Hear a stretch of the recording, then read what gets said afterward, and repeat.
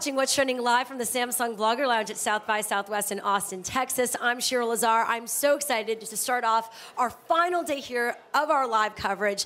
My favorite, Tyler Oakley, everyone. Give it up for Tyler. Hi. It's just always a pleasure. Honestly, whenever I see your name and I'm like, oh, Tyler's going to be somewhere. Can we get him again? Because you're great. I drop everything for Shiri Lazar. So we appreciate it. I also want to remind everyone watching, all your fans, everyone here, we are taking your live questions. So tweet us at What's Trending using the hashtag Samsung South by Southwest. Right now, we're also in the chat room. So give us a shout out because we love you. If you're one of my people, if you're watching at home, tweet with the hashtag. I want it to trend. That's what I'm saying. You get everything trending. Listen, we don't mess around. That's amazing. I mean, how does that work? You just decide, okay, today I'm going to tweet with this hashtag and like, let's do it. Let's see for fun. Well, last night we did a live stream for my Trevor Project fundraiser. Yes. And yeah, they were like, oh, let's get it trending the whole time. I was like, oh, okay, cool, let's do it. How does it feel to, like, that's pretty powerful to be able to do that. I mean, no, I hate to, no, but it's an amazing thing. It's a beautiful thing. Yeah. How do you feel with all that? It's weird. It's crazy. It's like one of those things where you don't quite grasp it because you see a lot of YouTubers trending things all the time. And so we're kind of like spoiled by it in some way, but when you think about it, it's like to have a worldwide trend, like that's a pretty big deal. So, and it's all them. It's all the people at home. It's because of them. I know. I love it. Well, you're here at South by for a panel, the new TV star, How to Build an Online Audience. Yeah. Isn't that incredible? You are a new TV star. See, but here's the thing. I'm not a TV star. I'm just a new type of entertainer, I guess. Yeah. I don't like to define it. I don't like to label it because what's the point of that? I'm just having fun. I just make content. Hashtag content, and hope that people enjoy it. Hashtag Team Internet. Hashtag. And yeah, I mean, a lot of people are like, "Oh, is TV the next step for for a YouTuber, or is movies the next step, or whatever whatever the next step is?" But I'm a very firm believer that for me, my next step is adding things to what I'm doing, not leaving YouTube to go do other things. Because YouTube has always been my home, and YouTube is the reason why I get to do so many cool things. So there's no next step for me. It's just, adding things to what I'm doing now, if that makes sense. Leverage what you already have and build on it. Right. And you've added many things this past year, a podcast even. Yeah, the podcast is so fun. It's called Psychobabble. Mm-hmm. It's with my best friend, Corey Cool. And we had thought about doing a podcast for a while, and then we started to see other people do it. Other YouTubers join the podcast world. Yeah. And so then we started to do some research, trying to figure out what the best bet would be.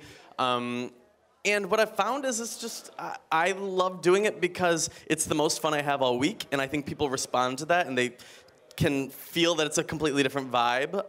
Well, why is that? Because you do so many different things that are... There's something magical about just having an audio thing. Yeah. I think that's just obviously very different from anything that I ever do because everything I do is very visual. But also it's very long form, where on YouTube, you're encouraged to have much shorter content, where you have to be more concise, kind of wrap things up in 3 or 4 minutes. With the podcast, we can dive deep into a topic for 30 minutes, and I think people respond well to that. So if there's something I would make a video about in 5 minutes, I can dive deeper into it and really talk about stuff. What are the things you like to dive deeper into? Can I help you, Shiri Lazar? Actually, that's going to go on Tumblr. What are the things You're a mess.com. You're a mess.net. What do I like to dive deep into? Well, I love the podcast because we get to talk about current events, social media, celebrity feuds, those types of things, where I wouldn't necessarily make videos about those because it's not very topical a year from now, and I like my YouTube content to kind of have, staying power. That's interesting. I noticed that. Now but that you say podcasts, I'll do something that's topical to that week, and it lets us kind of talk about what's going on in the world that moment. Yeah, so that's interesting. You just mentioned something for your YouTube, how you approach your content, because I never really thought of that. Well, I don't really have an approach. I'm a mess. I know. Oh, so you're a mess.com. Mess.gov. Yeah. I never thought of that. Like, a lot of your stuff is pretty evergreen, as we like to call it. Like, you could watch it a year from now, and it's still relevant. It is and it isn't. Because I've always said that my YouTube channel is like a diary for me. And so, obviously, when I talk about something or I give a life update, it's very what's happening right then in that moment. But I want to capture that from myself and for my audience, because it's like being able to go back the past 8 years and see what I was doing any week is something special for me, and that's something that I want to be able to have 10 years down the line when nobody's watching, this generation of YouTubers. I don't know. I want to at least have that for me. It's kind of like a scrapbook. Oh, it's interesting, like what that will be like to look back at it in 10 years. Because who knows what's going to happen in 10 years? 10 years, there could be a new type of. Like, Vlogger didn't exist 10 years ago, did it? Like, Vlogger? I'm sure there were people doing it, but nobody was calling it that. No, it was like... So who knows what's going to be the thing in 10 years? Well, speaking of different things... Whatever it is, I'll be doing it. Yeah, of course, and we all hope you will. Team Internet will be watching, or who knows what team it will be, right? What will be there. Now, these days, there's so many new things popping up. There's, like, the Snapchat, Vine, Meerkat even. Like, how do you decide where you're going to put your focus? Well, I think it's really important to spread myself out a bit, and it's, just because there are people that use Instagram, that love Instagram, that would never use Vine. There's people that use Vine that would never use Facebook. And so to kind of have my presence everywhere is important as a YouTuber, because I want to reach as many people as I can in whatever way they prefer. So there are new things that I'm thinking about joining, like Snapchat. A lot of YouTubers are doing Snapchat and like having public Snapchats. That's like a big a thing. We just Snapchatted together. I didn't. You did. Shira Lazar on Snapchat. Ew, no, don't follow her. Yeah. She's trash. Tyler, you need to take that back. You're okay-ish. No, yeah, I'm thinking about joining Snapchat. It's like a thing people do. I don't know. Currently, my Snapchat's like for me. Yeah. It's one of those things where I'm... As an internet person, I feel very everywhere, and so to have something for me is like a nice feeling. So that's Snapchat for me right now. That's true. We actually have a question using the hashtag Samsung South by Southwest from Carla. Are you going to bring the Slumber Party tour to the UK? Yes. I've never said that out loud yet. It's going to happen, you guys. You know, the Slumber Party tour, so we went, it's, for people that don't know, it's, basically a recreation of my apartment on stage in theaters, and everyone comes in pajamas, and it's like a slumber party, and we play slumber party games, and it's fun and crazy and kooky, and my mom shows up. And we did, I think, 9 cities last December, and it was the most fun I've ever had. It was like incredible because I get to meet so many people that don't necessarily have a chance to go to VidCon or Playlist or somewhere in the city or things like that.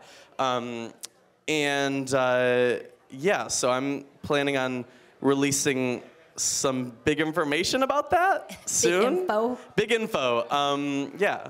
That's awesome. Is it scary to be on stage alone like that? No, no, it's so fun. Well, I come from like a musical theater background. Like I used to do like musicals all the time, like growing up, like middle school, high school. And so when I went back on stage on the Slumber Party tour, it felt like I was like back in drama club. It was so fun.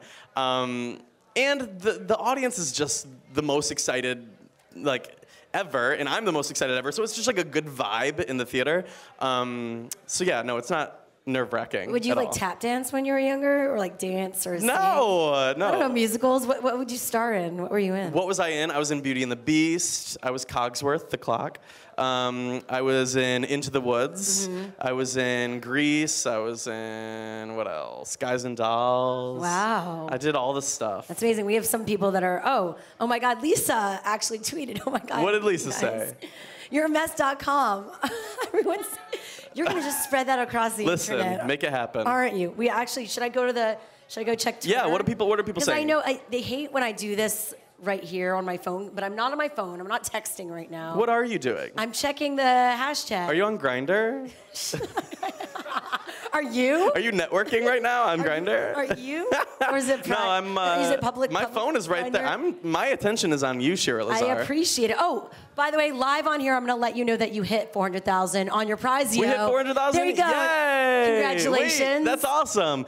So what message you have for everyone? That's awesome. Well, if people don't know what it is, we're raising money for the Trevor Project. For my birthday, I say don't send me any gifts to my P.O. box. Instead, let's raise money for the Trevor Project. The Trevor Project Project is the leading national organization for crisis and suicide prevention. Yeah. So if somebody needs to call and talk to somebody, there's resources available for people to talk to. So I used to be an intern for them back in the day. We host the and it continues. Trevor Live every year. So Trevor Project is really important to me. So we raise money for them every year. And the goal this year is $500,000. We have 16 days left or 15 days left or something. And we just hit 400,000. That's so cool. Congrats. Like live right here in this moment. That's why it was good that I checked the phone. Yeah. The tweets coming in. How do you keep people, engaged around campaigns like that? Like, do you come up, for this one, people can win a chance to join you at VidCon. Right. So with this, I like to have a lot of rewards available for people. Yeah. So the grand prize for this is a trip for 2 to VidCon. Awesome. And I'm going to take them backstage to meet their favorite YouTubers and put them up in a hotel and blah, blah, blah, all these fun things. But then there's also different rewards. So like $50 gets you a t-shirt, and it's one of a kind. It'll never be printed again.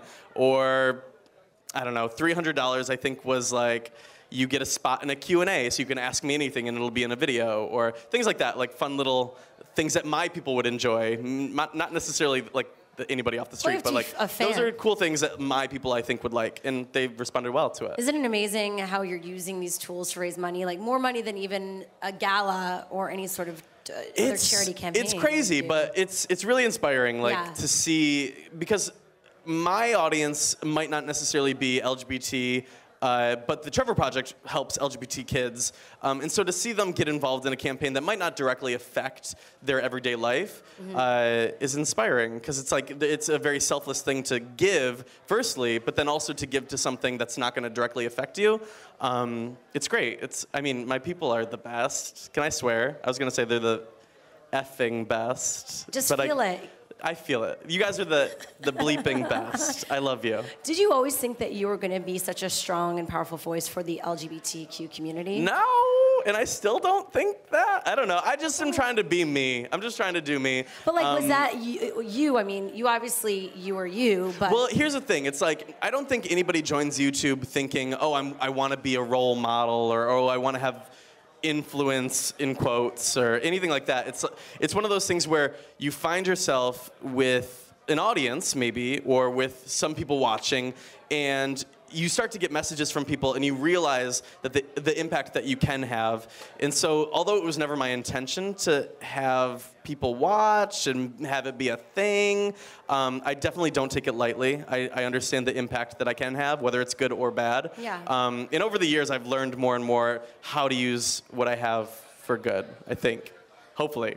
I don't know. What mistakes do you feel people do make online when they're trying to engage an audience or What build their community? mistakes? Yeah, like what... What mistakes do people make? Yeah, or things that people shouldn't be doing. I was about to make fun of you. I don't know. I was like, what is Shira doing right now? I'm like, this look is a mistake. No, I'm you kidding. said that I looked great when you saw me today. No, I will say Shira is one of my favorites. That's and I make fun of her because it's so easy. I always say that she's trash and garbage and filth. But she's one of my favorites. I'm one of your favorite trash. You're my favorite trash. You're the trash can I'll recycle into. You're like a recycling bin. You're an upgrade from trash. Thanks. I'm just messing with you. What are mistakes people make? Let me answer your question professionally. We're professionals right now. What mistakes do newer creators make, do you think, right now, starting out? Oh, you know what I would say? It's really easy when you first start to emulate your favorite creators without even realizing it. So when you first start, you're watching your favorite YouTubers, you pay attention to their editing style, you pay attention to how they talk into the camera, and without even realizing it, you kind of do the same things when you first start. Totally. And it's not necessarily a mistake, but it's just one of those things you grow out of and you grow into your own voice. And then you'll look back at it and be like, oh my God, what was I doing? So I guess a mistake would be not trying to find your own voice or your own editing style or your own messaging or, not being yourself. And it's hard because, do you find you've evolved, obviously? Like, do you feel like now more than ever before you feel like you know yourself, or like stronger than you have been before? Like there's a sense of like you don't question yourself anymore? Yeah, over the years, I think I've grown up on YouTube. Like I started when I was 18. Now I am turning 26 in 6 days. Oh God, aging. Woof. You're a geezer. I know. I'm literally decrepit. We need to recycle you. No, I'm kidding. We don't. You tried so hard, Shira. I can't do it to you. You're like, we need to recycle you. Gotcha. Shira, woof. You're like a mom. Mom jokes. What were we talking about? Oh, being old? Cool. You're not old, though. 26 is old I will in say internet. It's not, I don't feel old at all, but I do feel like I've been around the block on YouTube, you know what I mean? And so I see YouTubers that are still in high school, like starting out, or 15, 16, and I'm like, oh my God, I can't imagine it's wild. Growing up. Like, when I was 15, I was an idiot. Like, imagine having millions of people watching every move and possibly every mistake. And so I try to reach out to up-and-coming YouTubers, and I'm like, if you ever have any questions, please reach out. If you ever need advice, let me know. Because, like, I didn't have that when I was starting.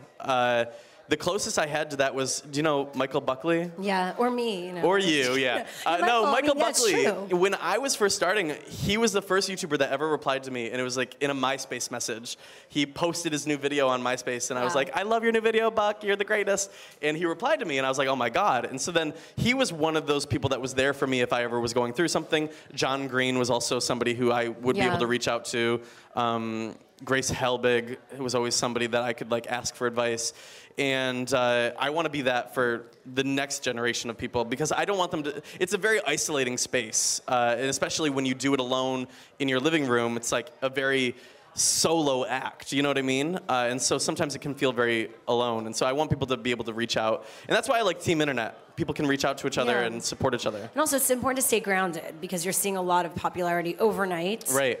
And you know, it could get to your head when you're also so young. Right. It's like being a cool kid. Thank God that I not only went to high school and college and I had 9-to-5 jobs before I ever went full-time YouTube because it really puts how lucky I have it in perspective. I mean, I was working 9-to-5 jobs and I hated my jobs, and now to be able to do what I love, I'm like... You have more gratitude. I get what the alternative could be. And yeah, I don't take a single second of it for granted. What collabs do you want to do in 2015? Who'd be your dream What collabs? Oh, collabs. Yeah. Gaga, Beyonce, Oprah, Ellen is on the short list.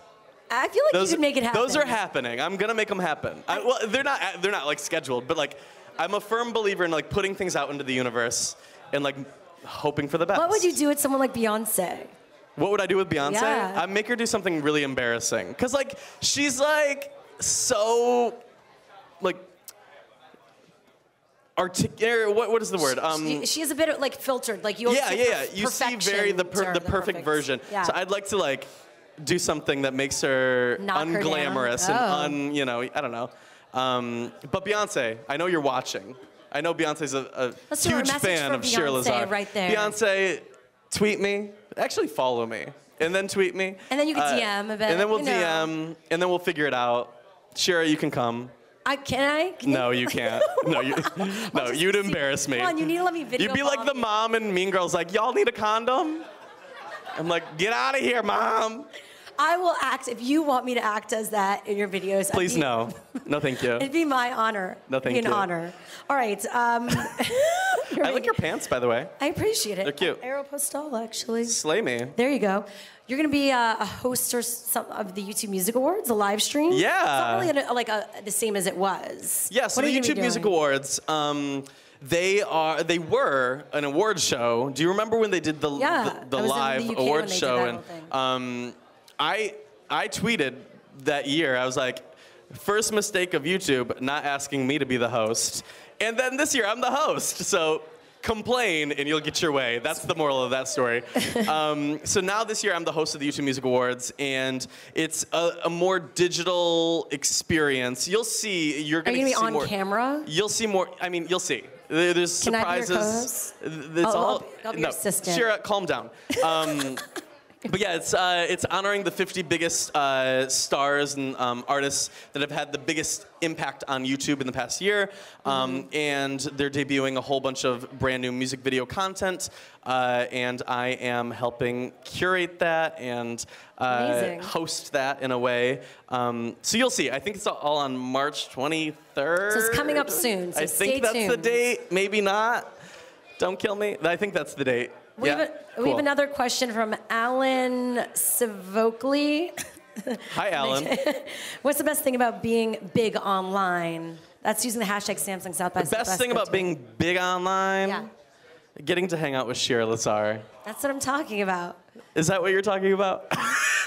I'm just going with the flow, Tyler. I would say with your flow. I get a lot of really cool opportunities that I would never have dreamed were even possible, like interviewing Michelle Obama. That's a cool thing. Yeah. Like I would have never even dreamed that would be a possibility.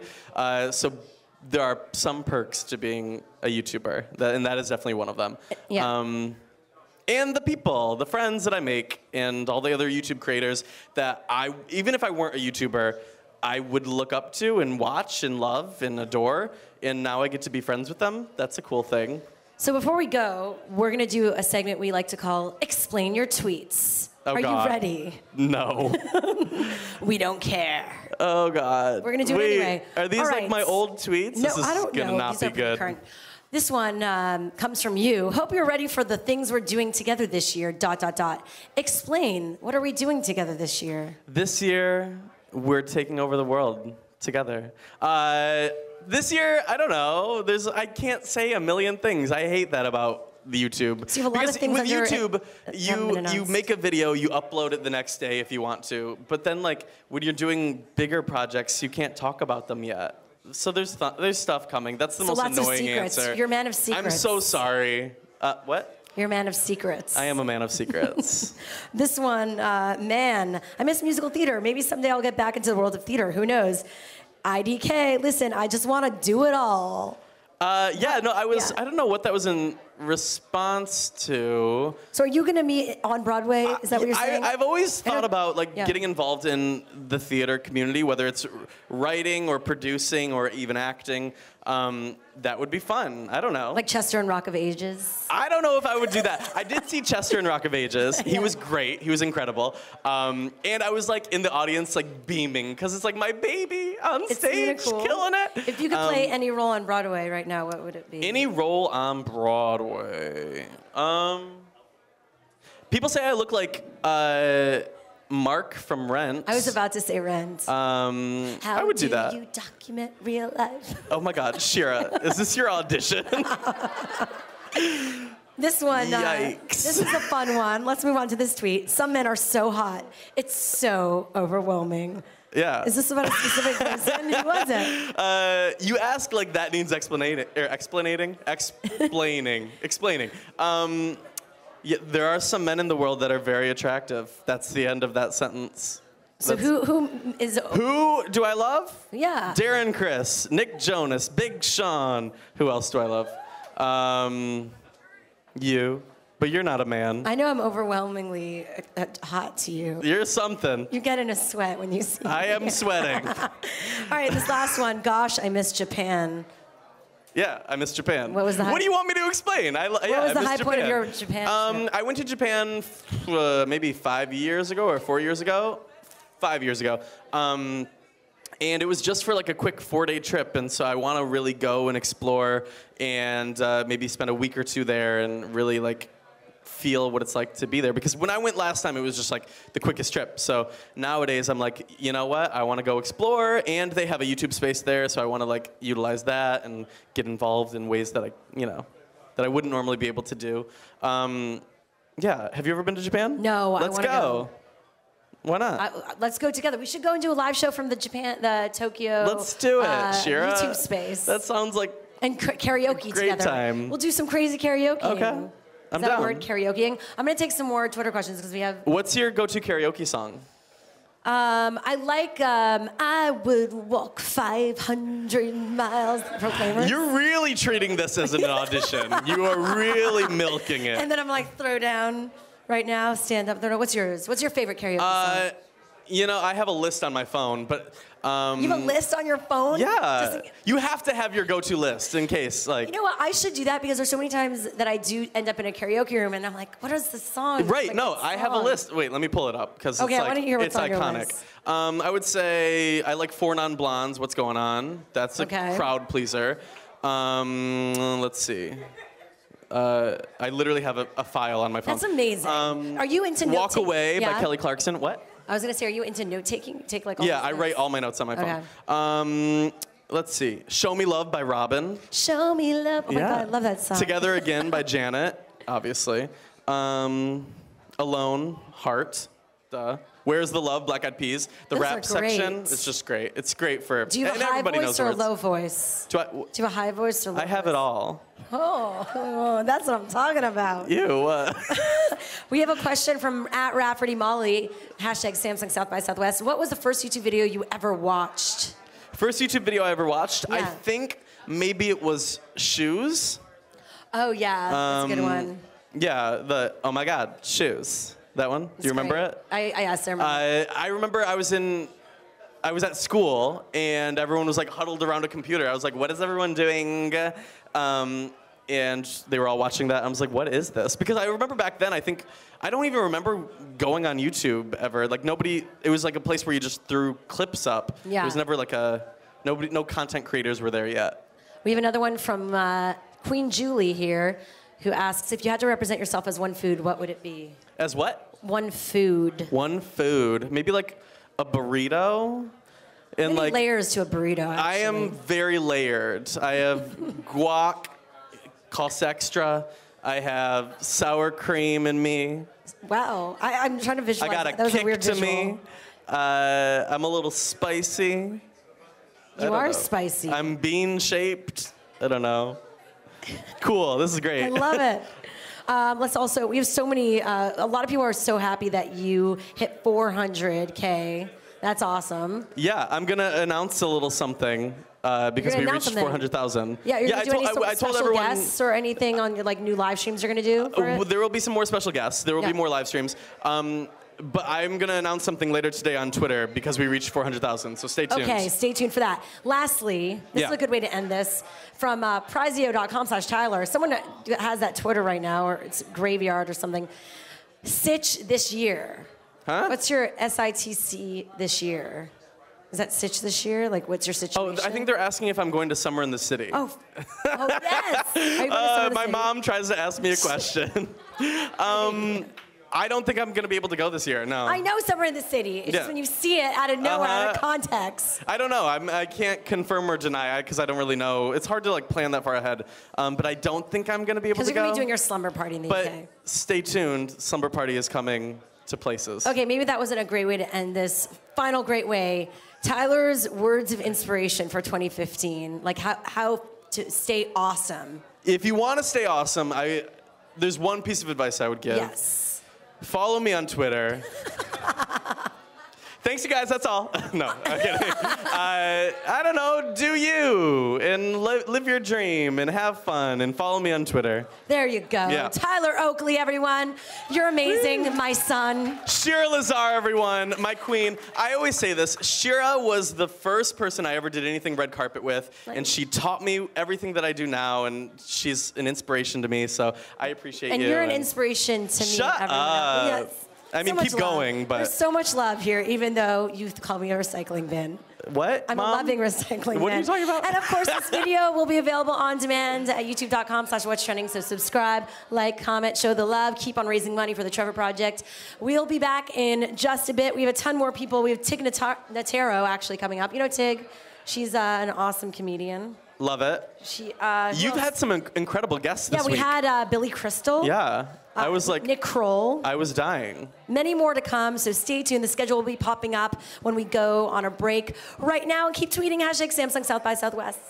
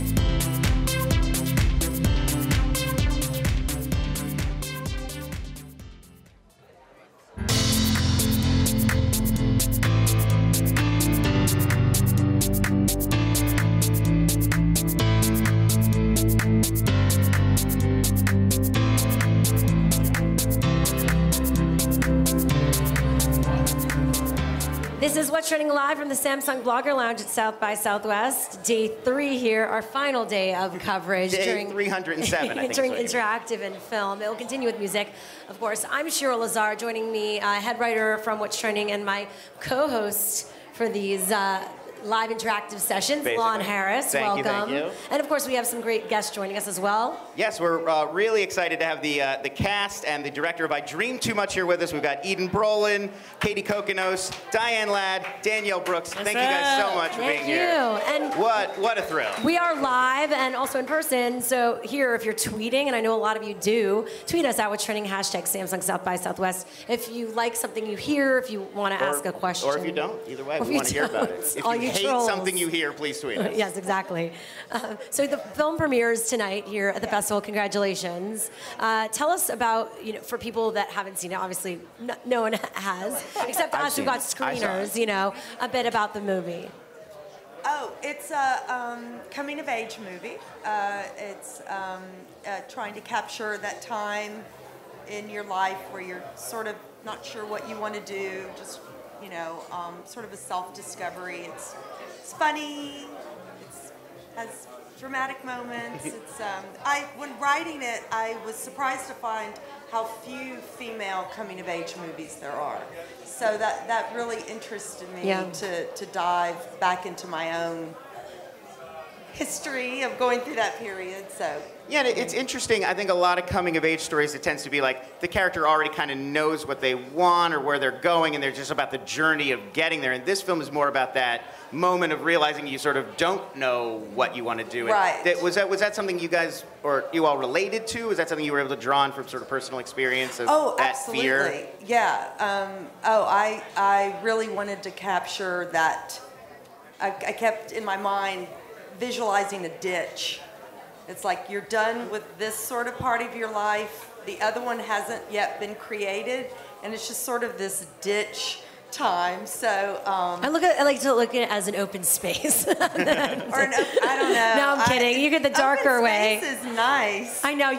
A movie's more interesting when it's a ditch. It's or like a cave. Yeah, I hear you. Sort of, it just hasn't been formed yet. Of course. So anyway, yeah. And Eden, you're 20 or 21, depending on which website you look at. So is this something you really related to right now in your life, or have you sort of been, I want to be an actress, I want to be in films, sort of all along? No, absolutely, especially right now. I think I went to acting school for 2 years, so I didn't go to real college. And it's real. Acting school is real. It's a real college. No, it's not. All right. No. You get a certificate.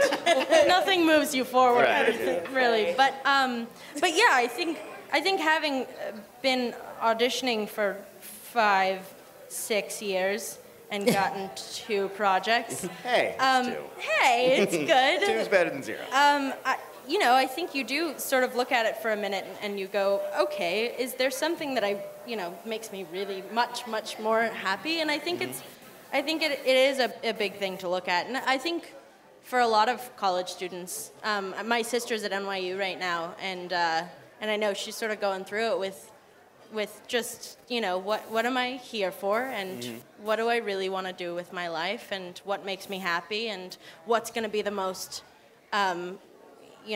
wise as far as a career choice and making money, and it's all of that sort of rushes at you, especially at this age, 20 or 21. 20 or 21. Depending on where you look. It's a lot of pressure.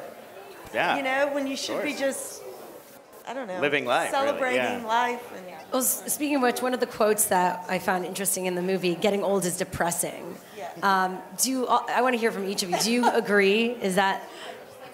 Well, you call it a coming-of-age film. Yeah. But the truth is, coming-of-age can start as soon as you enter the planet. Yeah. Hello, you're born, they swat you on the behind, and you start your coming-of-age.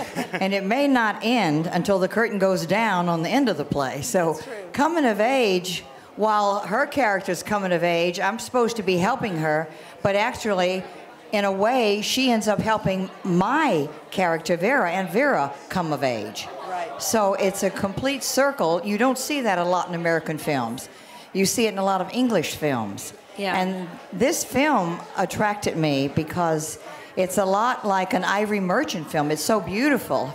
Alex Rappaport is the director of photography, and he's magnificent. He also happens to be our director's husband. Nice. But this film is so important to me that right now I'm in the middle of doing a new film for David O. Russell. Wow. And we're filming in Boston Snow. He did American Hustle and Silver Lining Playbook and The Fighter. And we're having a lot of fun together shooting a new film called Joy.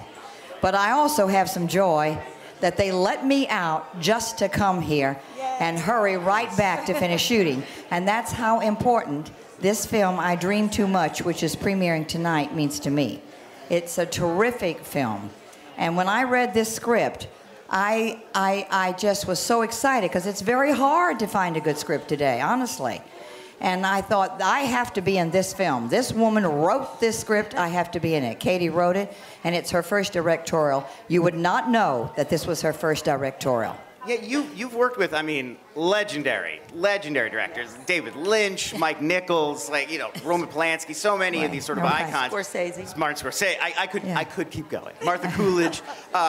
But so how does working with sort of a first-time director compare to being on those sets? I mean, is Katie's style sort of similar to these other legendary Katie might be more humble Right. in that she has respect for her actors because she feels, okay, it's the first time. She's very open, but I think the fact that she also wrote it is a help in that she knew what she wanted to say.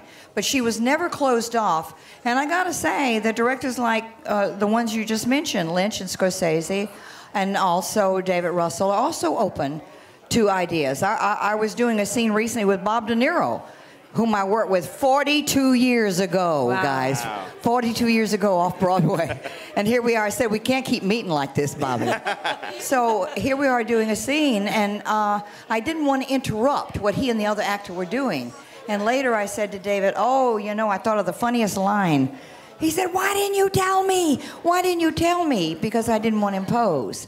But if Katie saw something in my face that I'm thinking of something while doing a scene, as soon as there was a retake or, you know, something was wrong, a rollout of film, she'd say, Diane, what were you thinking over there?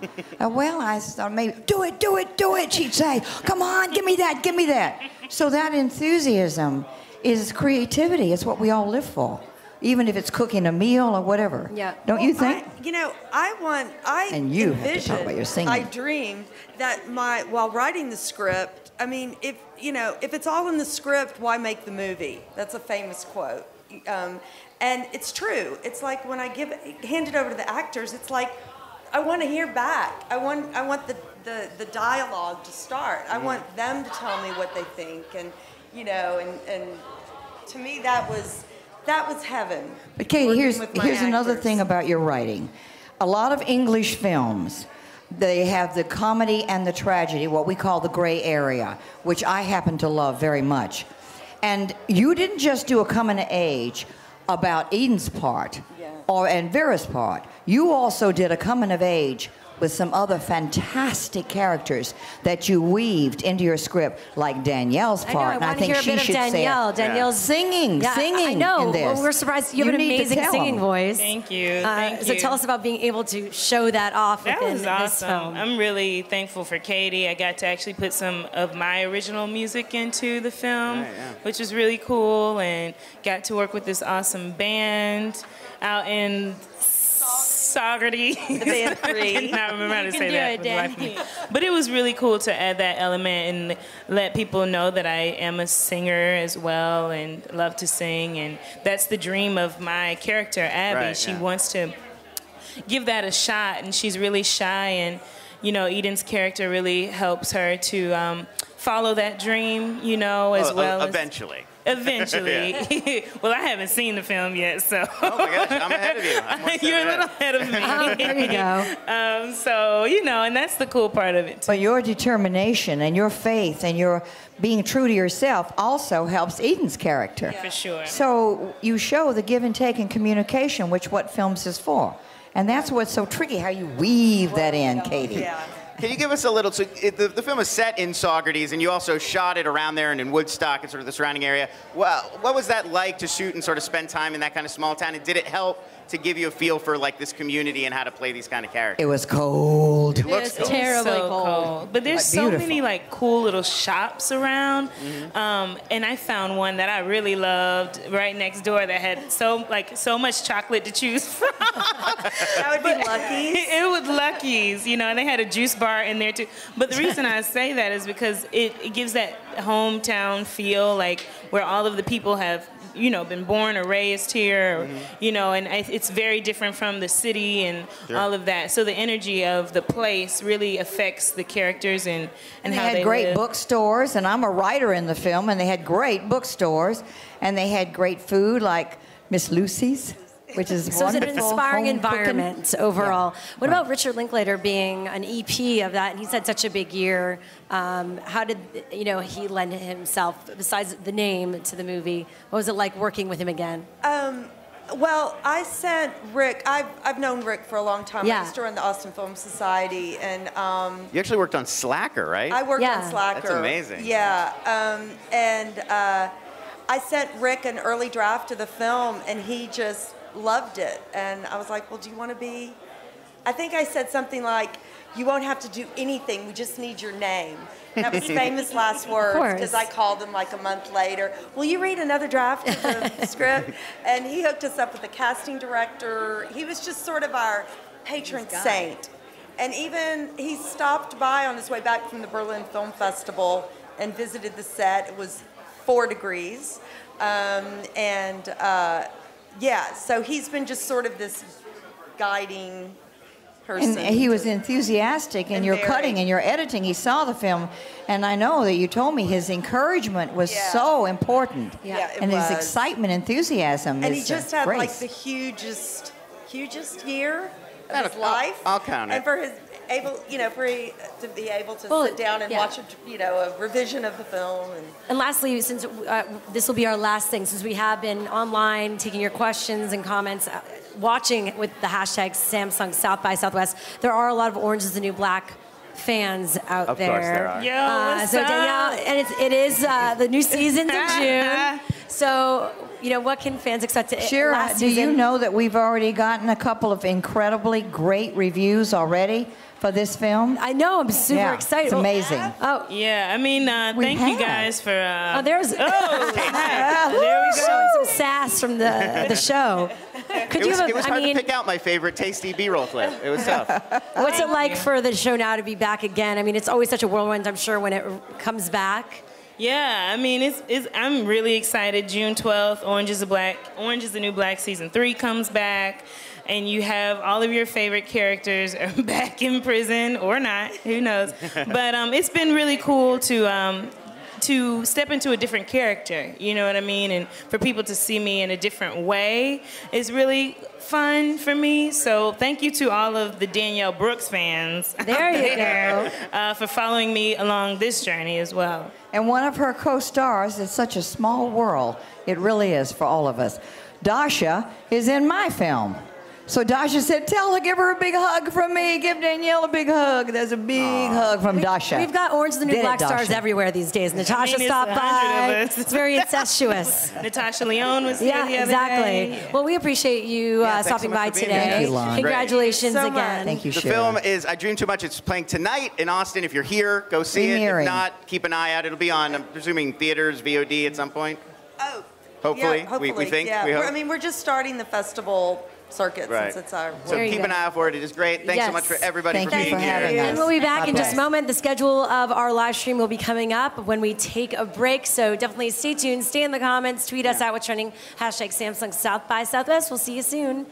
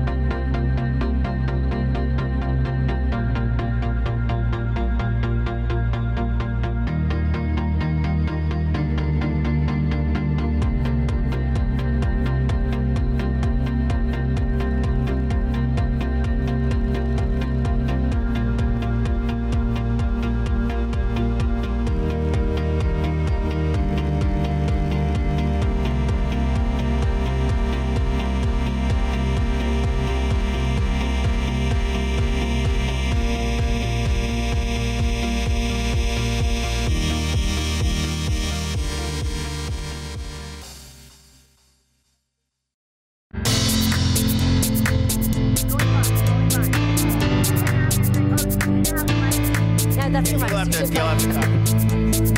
I'll hold on. Oh, we got one over here. We each get one. Congratulations. Oh, this is very Hello, welcome back to What's Trending Live from the Samsung Vlogger Lounge, South by Southwest. Day 3, everyone. We have an amazing show coming up the rest of the day. We already had Tyler Oakley. Thanks to all the Oakley fans still watching. I'm Cheryl Lazard. Joining me, our What's Trending head writer, Lon Harris. How's it going? It's going great. Great. And of course, we want to hear from you. That's why this is live and interactive. Tweet us at What's Trending using the hashtag Samsung South by Southwest so we can ask all your deep, nitty-gritty questions. And Not right too now, gritty. right now we Light have and the co-creators and stars of the new Lifetime show, Unreal. Welcome them. Right now, What's Trending Live. Really not fun show because it's a pretty dramatic look at the whole world of reality TV, which was actually based on a real experience. Well, no, I mean, we can address was that it? it's not based on a real experience. But working in reality TV. Sarah? Yeah, so I did work on reality TV, but the funny thing about this is that like when Marty and I sat down to do this show, it was very much like any other show, like it's us and a whiteboard and we just came up with the TV show. So it's not actually based on anything that happened while I was working on The Bachelor, but working on that show. You don't want to get sued or anything. Well, not that, but also like We're so not based on anything resembling anything on Any the... similarity to any reality show, living or dead. No, exactly. I would say it helped us like figure out, you know, like the costumes and the sets and the world that it lives in. But anyone who's worked on TV sort of knows behind the scenes, like crews and craft service and all the like crappy, horrible stuff that happens behind the scenes. But in terms of the stories that we're telling, Marty and I very much just wrote a television show. So tell people about the story behind Unreal, which actually started as it was a short. Yeah, so the short film was actually a short that I made that was at South by 2 years ago. Okay. 2 years ago today. And Oh my gosh. Woohoo! Congratulations! and it only took us 2 years. It only took us 2 years. No, NBD, guys, NBD. But, And that was called Sequin Rays, just so people want to find it. It's actually, you can watch it online. It's available. Yeah, Sequin Rays.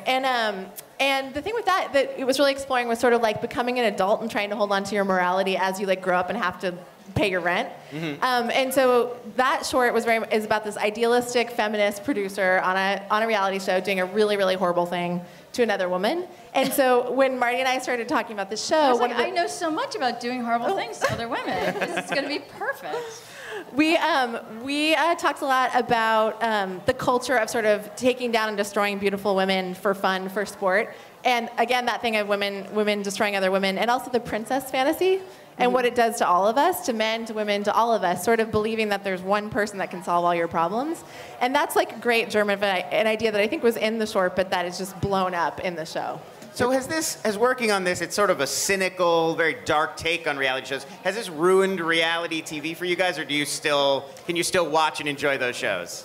I've only watched a little bit of Big Brother in England for maybe 2 seasons. I'm going to say Freddie's 2. Only 2 full seasons. Yeah. Freddie actually he went to actual school.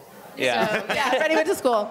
And I already had a hard time watching reality television before, and now I actually enjoy it more because you can watch the manipulation. Yeah, now I can see what my job was on our show and how it translates on other shows, other reality shows. How evil they are. Do you feel like looking at it and evil. portraying now what goes on behind the scenes? I don't think it's evil. I think the contestants know what they're signing up for. The people on the show know what they're signing up for. Yeah, they're signing contracts. You guys learn nothing. I'm just saying, like You guys learn nothing. I don't feel bad for them. They want something out of it. They're all looking to get something. But maybe there's a line. I mean, or maybe maybe. And why she's maybe we waiting cross for the it? role. I'm like defending my Let's start character. a conversation, the controversy behind reality TV. Yes, and yes. Freddie, you seem to be, you're surrounded by women. You have a good life here. On the show and in real life, it seems. Yeah, no, it was a... There was nothing in it. There was Nothing ever happened. at all. We never did anything. There's no casting standard couch. right there. If a man did that, he'd be like, Yeah. That's a good point. yeah, sorry. Sorry, Freddie. So what was Sorry it in like being advance. picked as the man, of Suitor. the suitor, The suitor. the central focus of this? It Don't get was us sued. fun. We had a really cool cast. They were all. I mean, we've said this like a billion times. Like everyone was awesome, and it never felt awkward or anything. We which never was great. felt weird all making out with Freddie. Nobody felt weird. Nobody felt weird about it. By the end of the show, I wanted to make out with Freddie. I tried to get that in there. We tried. Yeah, she never got to. Take a shot for how many women get Yeah, you turned gotta on by save something. Freddie over a season. Everybody. I should have counted. I mean, our entire actual between real 5 crew and 10. did, our real hair and makeup women, our real dressers, and then every actress on the show. Wow. Wait, what? And I actor. just missed that. What? Everybody wanted I think you were accused of being a These guys. man whore. Yeah. That's Sorry me. about that. One thing that I read that was interesting is you guys put what you're calling a fatwa on spoofing. Like, why was it important? Fatwa. That's Fatwa. a I little think I strong. said that. Fatwa. It stood out to me because it's very strong. We want everybody who's ever done a spoof to go into hiding right now. Because it's that serious. So why was it important to you to not do that, to not sort of play up and sort of parody reality shows, but instead kind of dig a little deeper? I think that, for one thing, that show's already on TV and it's really good. There have been Like Burning Love, and, right, sure. exactly, Yeah. and other shows on the internet. And for us, the whole the joy of this experience has been that it feels a long time coming, that someone took the subject both in a direction that's darkly funny, but also to start a conversation, because I think there isn't enough conversation about what that kind of TV in many cases is. Like, I love reality television. I tend to like ones where people are on islands or like cooking or but there's also this other genre where it feels like real people are being asked to play roles, and I don't think that many people actually realize that they're being manipulated into a performance. So. But all of us are kind of giving into it because, as the public, we've fed the machine. Right. Right? Right. And it seems like you are playing characters behind the worlds, like from Entourage to House of Cards, behind the worlds of politics, now behind the worlds of reality TV. Listen, if they bring it, I will show up. So I have no problem exposing the underbelly of the entire world. So let's just knock You're them the all investigative actress, Your it job. seems. That's right. And also your characters are pretty tough women in all these roles. Stretch, that's a stretch. You know, not tough. I was told that the reason why those roles come to me is because I'm not those people in real life. It's true. And I'm going to take that, I guess, as a compliment, because, listen, we should all be so lucky to just portray strong women. Even Freddie portrays a little bit of a strong woman. I do have He's very much a strong woman. I think you make a very On strong the inside, on the inside. But, you know, Strong, confident And he's woman. turning red. Which is pretty cute. I did it. That was my goal, to make him blush. Zinger. It worked. It worked. No, but, you know, I love that there's more and more strong women being portrayed on television and in movies than I think ever before, and they're not being called the B word anymore. You know, we're just unfiltered, we're honest, and there's nothing wrong with that. If a man is that way, he's not called You can say bitch. A bitch, a little bitch. What can I say? You can say whatever you want. I just got really scared. No, but I mean, you wouldn't Sam's call. going to Own get your mad at us, not power. you. You're Own going to be it. fine. Right, I was like, am I going to get bleeped? It's live. No, meaning guys aren't looked at as assholes. They're looked at as just being a strong Thank you. I didn't know if I could say that There word. you go. Okay. Go for it. I'll do it. I'm going to say everything now. No, but I do agree. Like, you know what I mean? We're all humans trying to, do something in this world with what we're given. And whether you're reality television, whether you're a broker, and we're all using our strengths. And to be categorized as something when you're strong and as something when you're weak is not fair. It's like we're all going to do what we need to do to get something done, I guess. Can I just ask you a question? Please. This is a Austin-based question. How is the beard contest going to grow the biggest and most awesome beard? I think I'm doing pretty well. I would say I'm in the top 15 percentile or so. Billy Crystal even said something about his beard yesterday. That's good. And I think the Austin beard growing contest. Oh my gosh, I would participate or watch either way. Billy Crystal called me a terrorist yesterday because of my beard. Okay, done. I just had the that's been a South by highlight for me so far. I haven't thought about her character being a bitch, which I don't think she is. I think she's a person doing her job. But she also is like one of the only characters we have that tells the truth. She'll just tell people the truth. Sometimes the truth hurts people, I'm not going to lie. So you either want it or you don't. You've all worked on real sort of TV sets. Are you ever put in a position where you have to choose between like, well, this isn't really how it would happen on a TV set, but it's dramatically satisfying, so let's do it that way? And like, which side do you sort of tend to err on? We've had a couple of those, yeah. It can get very literal, you know. It's like timelines and stuff like that we just couldn't possibly adhere to, but we do try to keep it like very based in real experience. I mean, they say it's real. It's television, right? It's like, or wait, what's that quote? I just completely misquoted the wrong quote. What is it? It's not real. It's television. It's unreal. It's not unreal. It's not unreal. TV. That was it. That should just be. I just sold the show right and there. about the fact that we're having our first screening today. Oh, our premiere is today at 3:30. Well, why bring it to something like South by Southwest and the interactive and film festival? I think it's a throwback for sure. It's where Sarah's short premiered. Yeah. So I think it feels really, I'm sure for you, it must feel incredibly full circle. Yeah, it's incredible. They've done such a great job of keeping me in the family. I think South by is an amazing festival that way. And as we're sort of in the golden age of television now, or like deep into it, so much TV has come out of South by, like Girls, and I think the Duplass brothers had stuff here that turned into television. And the fact that they have an episodic category is like, I think they're the only major festival. We were super flattered to get in. I mean, to us, that was a real vote of confidence, because I think that a lot of people would agree that this show is a real step for Bravo in terms of darker Lifetime. We're on Lifetime. That's your other show. Did I just She has so many shows, she can't keep them all straight. I was like, oh crap, are my notes wrong? Before, I just wanted to share I'm so sorry. I wanted to. You're not going to see me again today. They're just going to. It's okay. We're all tired. We've been partying. It's okay. This will be edited for on demand. It's fine. Shiri, your character. I mean, like, well, you might play a very stern, and you're stern, but you kind of also portray the other side of this, like what we're all kind of thinking, where we want to help and give in, be professional. You know, you're doing your job, but you also have a bit of a moral dilemma. Right. Well, my job is really to manipulate the contestants, and so for me to be able to do that, I actually have to get them to become my friend. So I can't really go around sort of bossing them around. I have to be that sweet friend that's sort of vulnerable, that they feel comfortable trusting. And once I can get their trust, that's when I really go in for the kill. I think she's more dangerous than I am, by the way. But thank you, Constance. Did you guys actually go on set or research? Like, what type of research went into I did. this? I sat with the people actually from Magical Elves, and I talked to them for a while about their jobs. And I had actually been on Project Greenlight. With Shia LaBeouf, that was my year, and I remember one scene I had to like ask a question to the director, and like 5 different cameras just swarmed me, and it was so overwhelming that I just chose not to ask the question and just figure it out as I go. So I had a little bit of experience in that environment, and it was a bizarre way of making of a film. Sure, yeah. And lastly, what do you want people to take from this whole show? Unreal overall, and the world of reality TV that you're portraying? I mean, I think mostly we were really, I mean, at least for me, I can say, like, I was more interested in the character and the story of, like, struggling with your mortality. How do you sort of find a place in the world when the thing that you're so good at is something that you really hate? Like, that was sort of the journey of the series that I was more interested in.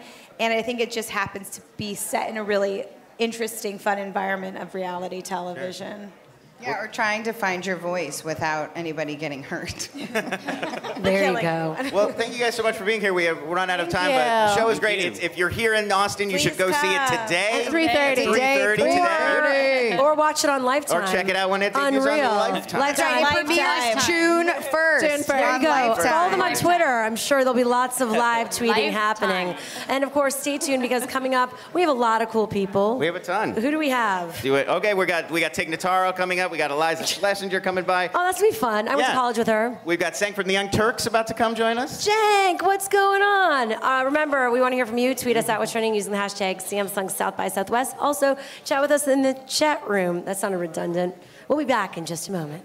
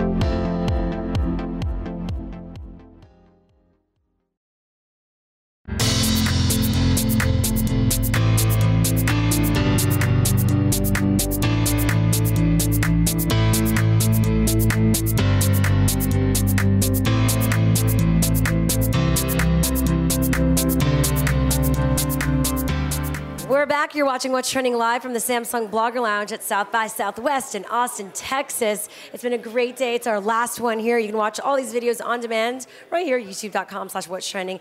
And Lon Harris, our head writer, is joining me for these fun, interactive discussions. Yeah. Right now, please welcome from the Young Turks, Cenk Uygur to What's Trending live. Welcome. You got to get the TYT Army in on this.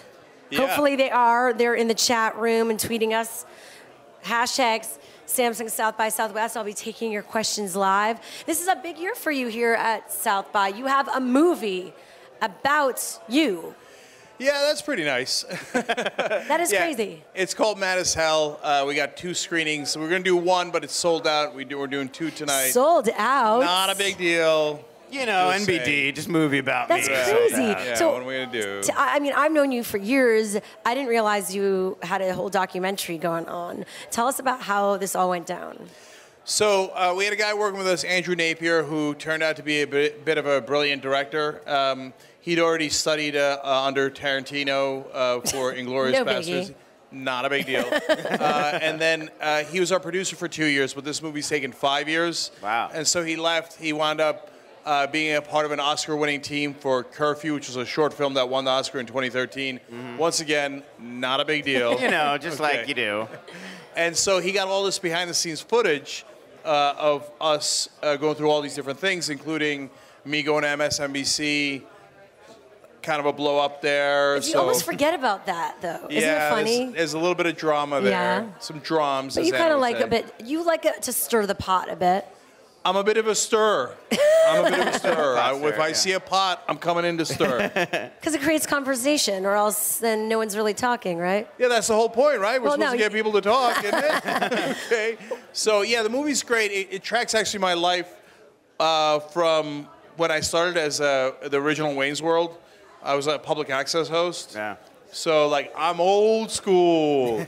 Then through radio, TV, online. And it's also my career kind of tracks with the history of new media. So it tells that story, too.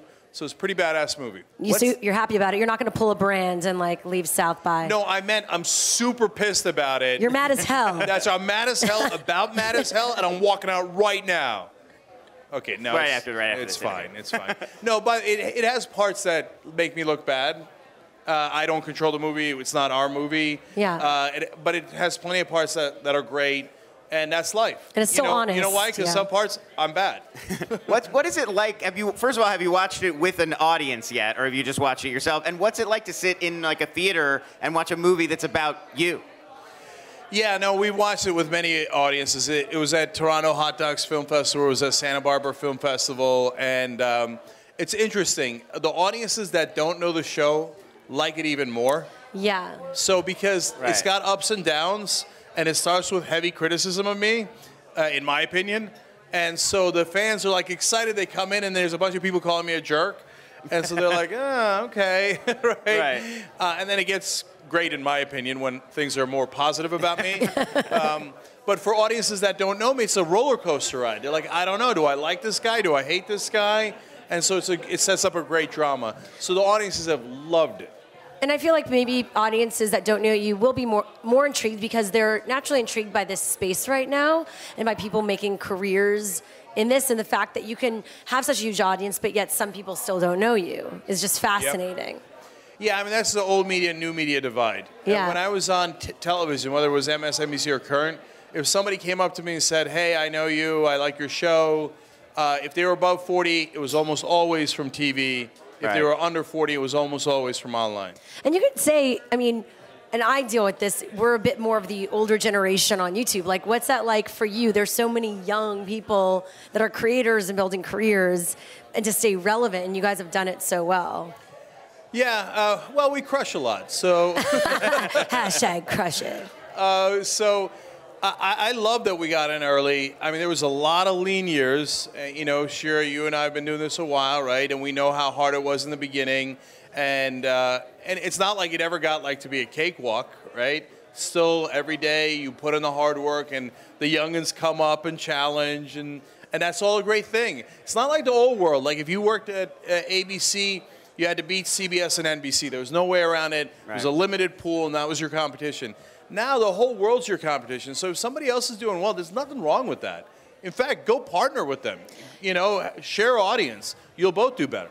Yeah. And yet part of that new environment, I mean, Young Turks in particular, you're covering so much. You're in so many different niches. It's an increasingly sort of fragmented world out there. Is it hard to run sort of one company that has, you know, everything from Pop Trigger over here to sort of more hardcore news shows over here? No, I mean, look, it's a challenge in that I host a show and I run the company, so that's a real pain in the ass, okay? But having said that, like, I love that we have 30 different channels. We're not a giant MCN that has 2,000 channels. That's just, I mean, they do their thing, nothing but love, right. But you can't keep track of 2,000 channels. Whereas we got 30 channels that we know and we love that are under our roof. We've got 11 that are owned and operated that every day we produce. And I love that we cover every part of the news. Mm-hmm. So we're like, some people, because of my past from cable news, think we're mainly politics, but we're only about 30% politics overall on the network. So much sports, movie reviews, entertainment shows. And I actually am super interested in all those topics. If I could, I'd host all those shows. Except Stylog. I have no interest in fashion. Really? I'm surprised. How many people work for you now? Shira's known me a long time, so she's playing with me like, you actually look good now. You lost weight. Right. You, Cenk. Oh, you're not good at fashion. I didn't see that coming. How many people work for you now? 52. 52. Yeah. That's wild. You'll get there one day, Shiri. You'll have that many people to boss around soon. It's just like a sincerely, I'm interested in this conversation. We'd have this conversation if we were just hanging out, having a drink, but it happens that we're on a set right now during a live show. Right. What about this Facebook series? You now have hunkered down on Facebook. Facebook video is really big now. A lot of people are buzzing about it. Why do that now? How's that working? So we love the Facebook deal. So Facebook's done only a handful of deals, NFL, ABC News, and us, and then I think they did one after us.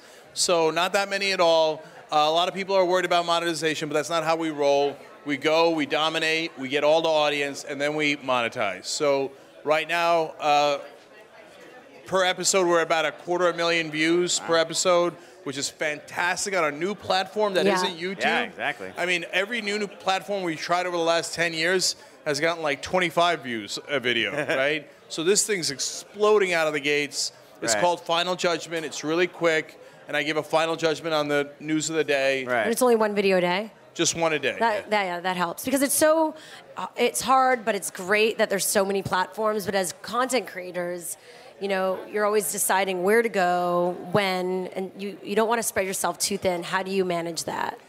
Yeah, I can't do every platform. I want to be everywhere, but we got to be a little bit more selective. And so I'm just letting it go that I can't do stuff in 6 seconds. Right? You're not going to be a Viner next? Yeah. No Snapchatting?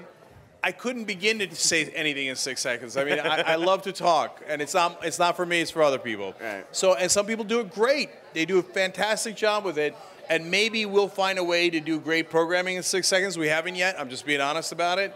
But we got to pick our fights. Facebook is huge. YouTube is huge. And we do Hulu. We do Roku, Pluto. That's a lot already, right? It's a lot of platforms. And we're probably going to do a lot of TV going forward. Oh, you are? So you're going to be back on TV. Well, I might host some of the shows, but we've got all these shows we're producing that we own the IP on. Yeah. So they're already made for TV. So more to come with that. More to come, yeah. Where do you see news in 2015, the landscape? So just continuing on the path we've been on, I mean, if people don't know, the stats are amazing. The median viewer of CNN is 63.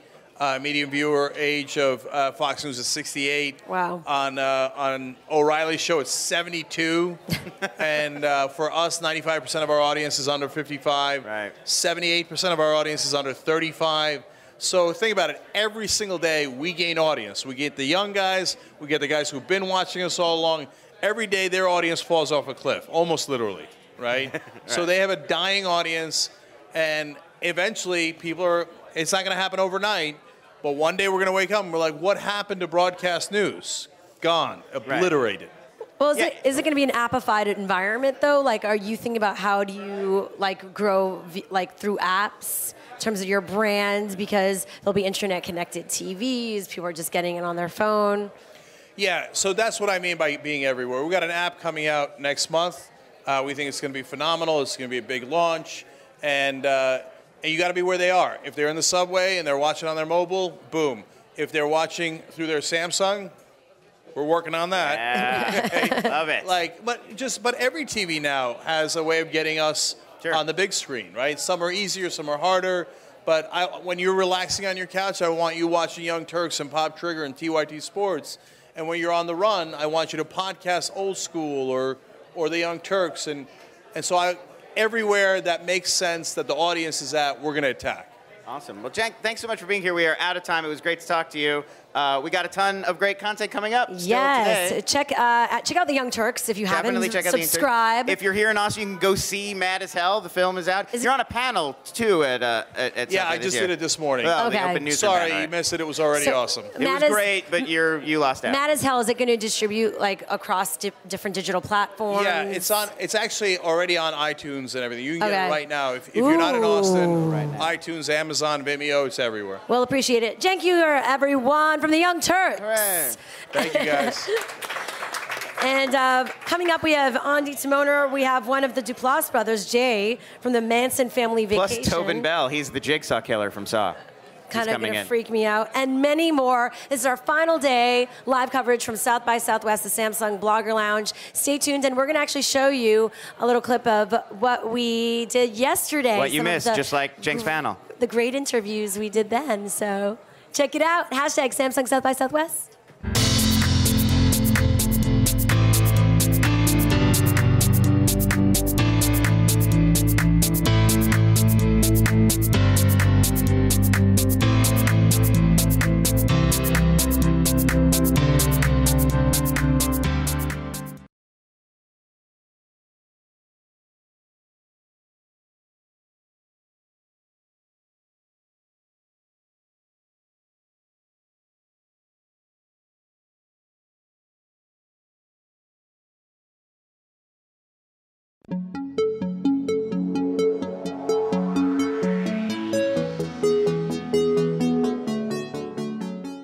I'm Shira Lazar, joining me, Lon Harris, day 2. And I Day 2. apologize. I'm not going to bring this up, but I do have a hoarse voice. You just brought it up. Sorry, I apologize. You want to introduce our All right. incredible guests, which I feel so honored that are here. We are very proud to welcome the cast and crew of FX's The Comedians, Billy Crystal, Josh Gad, Ben Wexler, Matt Nix. Thank you guys so much for being here. Thank you guys for having us.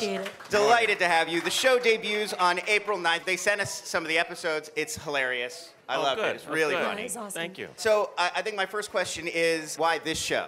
I was sent this show, it's from Sweden.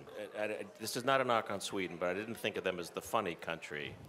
And this show was hilarious. These two comedians were so inspired. Yeah. The premise was a veteran comedian teamed with a younger comic to do this late night sketch show. And when I watched it, they were so funny. And within 10 minutes, I said, I want to do this show. I could do this show. We all got together, and Matt and Ben came on, and Larry Charles, who directed 9 of our 13 episodes. And we created the show, and then met this guy, and then here we are. This guy, or whatever, that's that dude. I did the show for the money. No, you didn't. No, I actually didn't. How much is their dynamic the same off camera as on camera? Well, Love, hate, in the fun. show, we have to antagonize each other, even when we're not willingly antagonizing each other. And oftentimes, for me at least, it's very difficult because we do have this amazing camaraderie. Then we go on set and we have to be pricks to each other. and you're sort of like, after they call cut, you're like, I love you, right? We're good, right? So Josh has stuff he wants to learn from Billy, and Billy has stuff he wants to impart to Josh. Josh, what are you learning from Billy in the process of doing the show? It's funny that Look you into should each other's mention eyes, it. What I've learned from you, Billy. Look me in the eye and tell me. What I've learned from you is to always be myself. Yes. To always put away the money, to not spend it on things of illegal nature. Only tip 11%. Tip 11%. No, I got to tell you, here's the thing.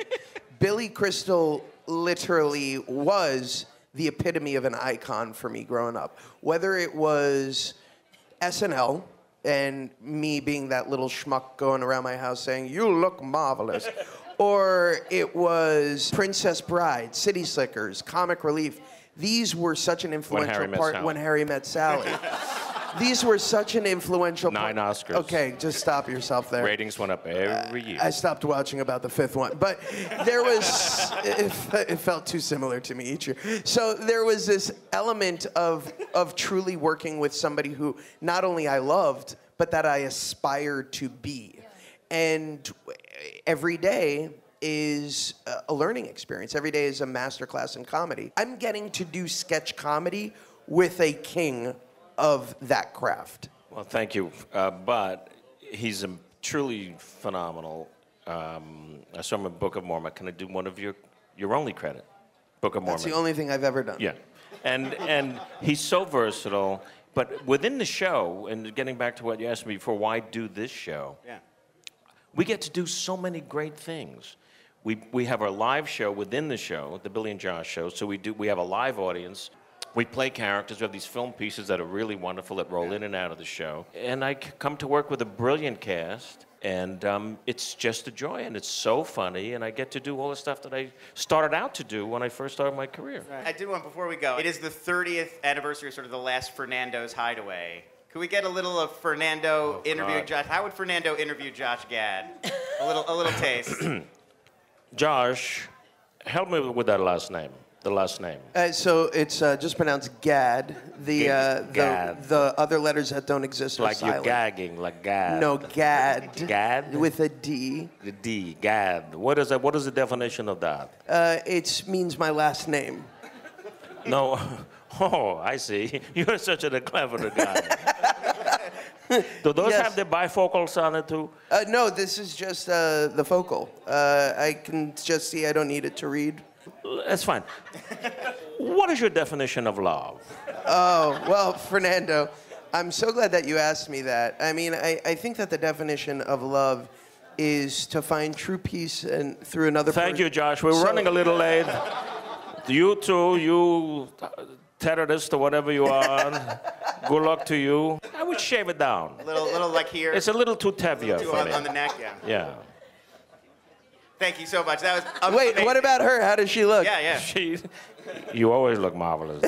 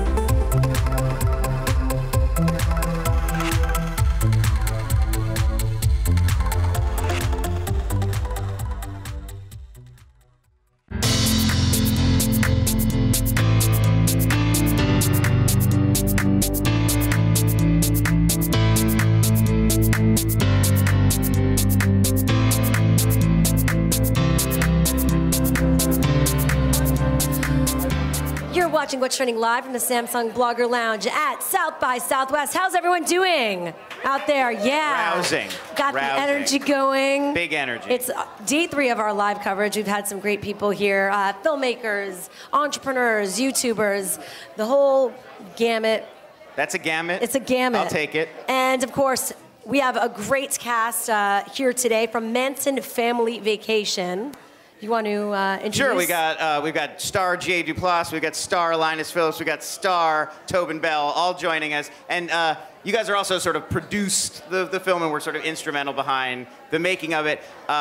Why why do you think that Charles Manson is so important to people even today, especially like Jay Davis, whose project this is? Like, what's the fascination? Well, partly because that's not the right part of your microphone. a little nervous. Sorry.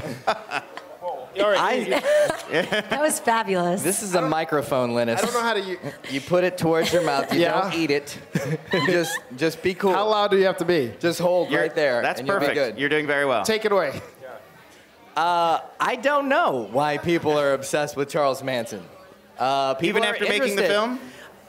Yeah, I mean, I think part of the impetus for us making the film was my good friend Jay Davis, who's a very normal guy with a family, did have quite a Manson period in his life, and I could not understand it, and it disturbed me deeply. And he's like, yeah, I want you to play the guy who's deeply disturbed. And I'm like, no problem. I got that covered. But yeah, I did, in the making of the film, I did learn a lot about some of the hidden truths behind Manson and his ideas. Wow. And part of that does come out in the film. And in general, I have to say that his ideas are not horrible. His execution was a little piss poor, if you ask me. Quite a little problematic, I think you could say. Little off. Little off, slightly off. But, you know, he was a pioneer in the environmentalism movement, and he and his organization is still continuing today. So there's a lot of interesting stuff in there, and I did become aware of that. And, you know, and it's not just like people who are into Manson. You know, my dad, who's a very straight-laced lawyer, has read Helter Skelter. He's read a lot of the books, and he's fascinated not necessarily with Manson, but with the culture that surrounds him and still surrounds him today. I think people are, you know, mesmerized by the power that it holds. They don't fully understand it. And you guys shot some of the film at some of these real locations that were kind of significant in the history of the Manson family. What's that like? And is there a special sort of vibration from being on these places? Yeah, I mean, it's pretty creepy. Even Jay Davis, the director, and I went and did scouting and research, and we were at this one place where they still have bullet holes at Spawn Ranch, where the Manson family lived for a while. Wow. And there's a carving on a tree that says Charlie on it there. And yeah, it's weird. Yeah, it's a little creepy. Why do we still give him attention? When is it going to be over? Well, Charlie's got a big name, and we live in a celebrity-driven culture in 2015. So, you know, once you have a name as big as his, even if you do bad things, people are going to pay attention to. You know, when the name comes up, everybody knows who he is. So, but the story is. It's a very rich story. It has many levels to it, and it's very funny. And I play a guy who is living out on the Spawn Ranch where Charlie lived, and it was great working there and working in the high desert and working with these guys who are a very talented pair. What was it like working? So there were 3 directors on set all the time, because both of these guys are not directors. confusing at all. And Jay Davis, who's actually directing the film. What was it like to have all of these different? Was there any disagreements about what we should do? It was. I yelled the entire time. Yeah, and I was fascinated observing. So a lot of different dynamics on set. Is that what you're saying? Wait, I thought I avoided that question. You did pretty no well. Avoiding this day and age. Well, it was one director on set, but yes, it is Jay's first film, and part of hiring Linas and me was the fact that he definitely wanted our input along the way, and he appreciated our work. So it wasn't like we were pulling in different directions. It was more like we were all fighting to tell the best story possible. And the movie has a very, very deep and complex tone. There's some really dark things that happen. You learn a lot about the real things that happen out there. It's funny, and ultimately the movie is a relationship movie. It's a movie about 2 brothers who are going in very, very different directions and who are not seeing eye to eye. And you know, it does explore the roots of fanaticism and how the importance of family and real love between people is probably the strongest weapon that you have to combat fanaticism like that. What type of responses have you gotten from people who also have followed the story for years in terms of how you've interpreted it within this film? Well, everyone is very interested to see what we're doing. Yeah, they're intrigued. They're very intrigued. And, you know, I would just say that, you know, with the small group of people that we've tested the movie on, you know, it's been very positive. I mean, people feel the human element of the story, and that's really ultimately in the end, the Manson stuff is the background for a very, very personal story that Jay wanted to tell. Yeah, and you have how many movies here at the festival now? This year? 28? 200? 228. We have all the movies except for there's one documentary about poop. We didn't make that one. We wish that we did. Good We to have know. 4 movies here. That's amazing. I mean, the Duplass brothers, you guys just seem to own it every year. When are you going to create your own film festival? Or do you have one? Yeah, the Duplass Festival. Duplass it happens in my Fest. living room. Duplass International Film Festival in the basement of my house. That'd be amazing. Now accepting applications. The entry fee is $300. And yeah, I'll make the checks out to Linas Phillips. But why is or I mean, cash. This is such an important festival Linas for you Phillips. guys. Where do I look? He wants his one shot, you guys. You need to give him this one shot. Pull in on that. But why is this? Does this continue to be such an important festival for you two? Oh God, I mean, South by Southwest, I don't know, it just has an incredible spirit to it. And a lot of festivals, it has a sweet spot where it is a market where you can sell movies, but it's not just a market. It's a place where people who love film come here to celebrate it and to have a great time. And that's ultimately what it's about. And also for great comedies and kind of... Yeah, it's got a fun spirit to Yeah. it. We love the fact that our movie's premiering here because our movie is dark and it's funny and it's a little bit weird and it has a ton of heart. And this festival in particular, I feel like is the perfect venue for that. I want to ask about getting Tobin involved in this project. It's sort of already a horror movie icon, of course, with the Jigsaw Killer, and we're over 10 years now of Saw movies. Was that on your mind when you were casting him? Like, this is a person who, when people see him, they think this is like a scary, creepy guy, or was it an audition? How did he get involved? We were just batting around ideas of the best possible actor. We definitely needed him to have power and to be interesting and to have a scary element, but we weren't necessarily looking to the horror genre. Right. We actually were more looking for the humanist element of that person. And, Tobin is a phenomenal actor. He's been doing incredible stuff for decades. And I think once Jay Davis first met with you or emailed with you, he was like, Tobin's a real actor. He's approaching this whole thing. He had notes on the other characters, and he was talking for so long about the humanity and the relationship to the brothers. We were just so lucky to have this guy being with us. As actors, you want to be like the truth police and just is this ringing true? Is this, is this real? And we were just so lucky to have him there. It was amazing. When I first read the script, I was impressed with it because it had a huge amount of potential on a number of different levels, and it's always for me. It's always about the quality of the piece. Sure. It's not just the role or what the kind of guy it is, but to be part of something that has a richness and a tone to it and delivers on a number of different levels is not always an easy thing to find. And I thought this one had lots of potential. And I knew that the guys involved cared a lot about the material. So I was encouraged by that. We saw you guys did this on Kickstarter, sort of raise some funds, and in the Kickstarter video, you can see you're doing a lot of research, looking up a lot of these sort of old clippings and news reports about Manson. Did you all do a lot of the research, and what was some of the interesting stuff you kind of found through your digging? Well, Charlie was a great musician, and that's interesting. And I'm a big Neil Young fan. Neil Young had talked about him. There were all these there's this weird thing. Once you find one thing out about Charles Manson, you find another. It's like he worked with the Beach Boys. They took one of his songs and remade it and put on one of his albums. And then, it's just, I don't know. There was that, the musician thing. But and he was pretty good. I mean, obviously he didn't have the social graces to kind of network his way through the industry to getting a contract. So what was? I did no preparation because I was deeply disturbed from the get-go, and I wanted to remain. I wanted to remain that way because that's my character's job in the film. What about taking to Kickstarter and how that helped create momentum and some sort of engagement around the film from the beginning? Yeah, it's just it's a tricky movie to make, and we're making it very small and amongst friends, and so we just wanted to put it out there and see, and just get people aware, and start bringing in the potential to even make the movie, to see if it was out there, and people were very supportive and excited about it, and it gave us that much more confidence to raise more money and do it, to really do it up. Did you guys have perks? What are the perks of?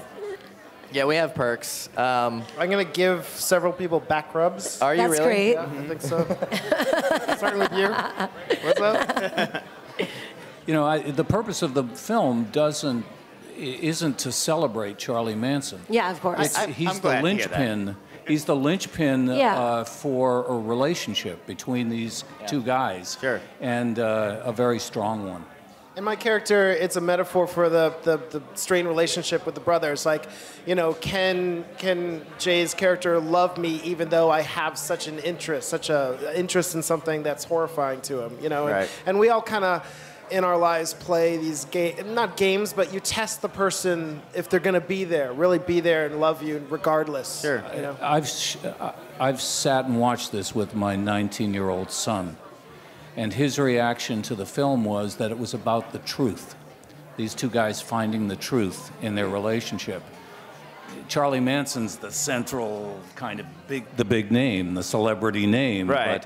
But there's a whole thing going on that makes it a fascinating. It could be a lot of different sort of obsessions, and this just happens to be the one. Exactly. So we have a little bit called the Extended Manson Family. You're gonna play a game with these guys and not say, "I want to play a game." How are you going to do that? What? Oh, what? It's Saw. Okay, I got it. It's All a right. movie Saw. There's like 12 of them. I know that. I'm actually, scary movies, I get really freaked out. Video games and scary movies. Me too, yeah. I can't, I actually, really feel like I can't fall asleep. I get very scared. Tobin was pretty intimidating on set. He was not playing No, it's true. I literally a role will feel... like he's played, in the Saw movies. Well, but I chased you around with a pipe. That doesn't get more intimidating. That sounds intimidating. That was pretty... I was like, Jigsaw's chasing me around. No, maybe in a past life, something happened because I always I know it's not rational that I would think that would happen to me. But yeah, when I fall asleep late at night, if someone's next to me, I kind of think maybe it could. Anyway, I digress. So we're going to play this. We're going to read these quotes and lyrics. You have to answer who said it. Charles Manson, Marilyn Manson, or Shirley Manson. A Manson said Who's this. Shirley Manson? From Garbage, the band Garbage. She's the lead singer of Garbage. James Mason. Oh, that's not Mason. Guys, just so you know, I'm very culturally relevant. So, number one, quote, "A lot of people don't want to make their own decisions. They're too scared. It's much easier to be told what to do." Who said it? Charles, Marilyn, or Shirley Manson? I would say Charlie. I'll go Marilyn. Actually, it was Marilyn Manson. It was Marilyn Manson. You were right. You know your Mansons. Take it. There wasn't enough crazy sauce on that. Well, you needed to say it more crazily. All right, this one I'll do. Humans all want to beat the clock, but nobody ever does. Humans have to be what? They want to beat the clock. Humans all want to beat the clock, but nobody ever does. Who said Shirley. Nietzsche. I threw in a curveball for you. Shirley Manson. It was Shirley did Manson. Say You're you didn't 2 for even 2. know her, and yet you did it. All you right, just know people so well, it seems. Number 3, the real strong have no need to prove it to the phonies. Who said it? Charlie. It was Charlie. That was Charlie. Let's do one more. One more, Shira. Finding someone who's willing to drown with you creates a situation where you no longer want to drown. Marilyn Manson. You're right. It was Marilyn Manson. 4 for 4. Perfect. Jay. Nailed it. You just know it all, don't you? How do you do it? Are you cheating? Can you see through these tablets? Jay, how do you do it? How? The trick is it's an SAT thing. It's not about the information. It's a process of elimination. Damn you. Plus psychic abilities. Okay, good to know. Good to know. Thank you guys so much. Check it out. Yeah, the film is Manson Family Vacation. He's yelling loud enough. I feel like you can hear him anyway. It's the passion. You can feel the passion of your words. You don't need to be in the microphone. I am very embarrassed. And of course, thanks to all the people on Kickstarter who supported the project. If you're in Austin, check it out. Otherwise, it'll be at a theater near you.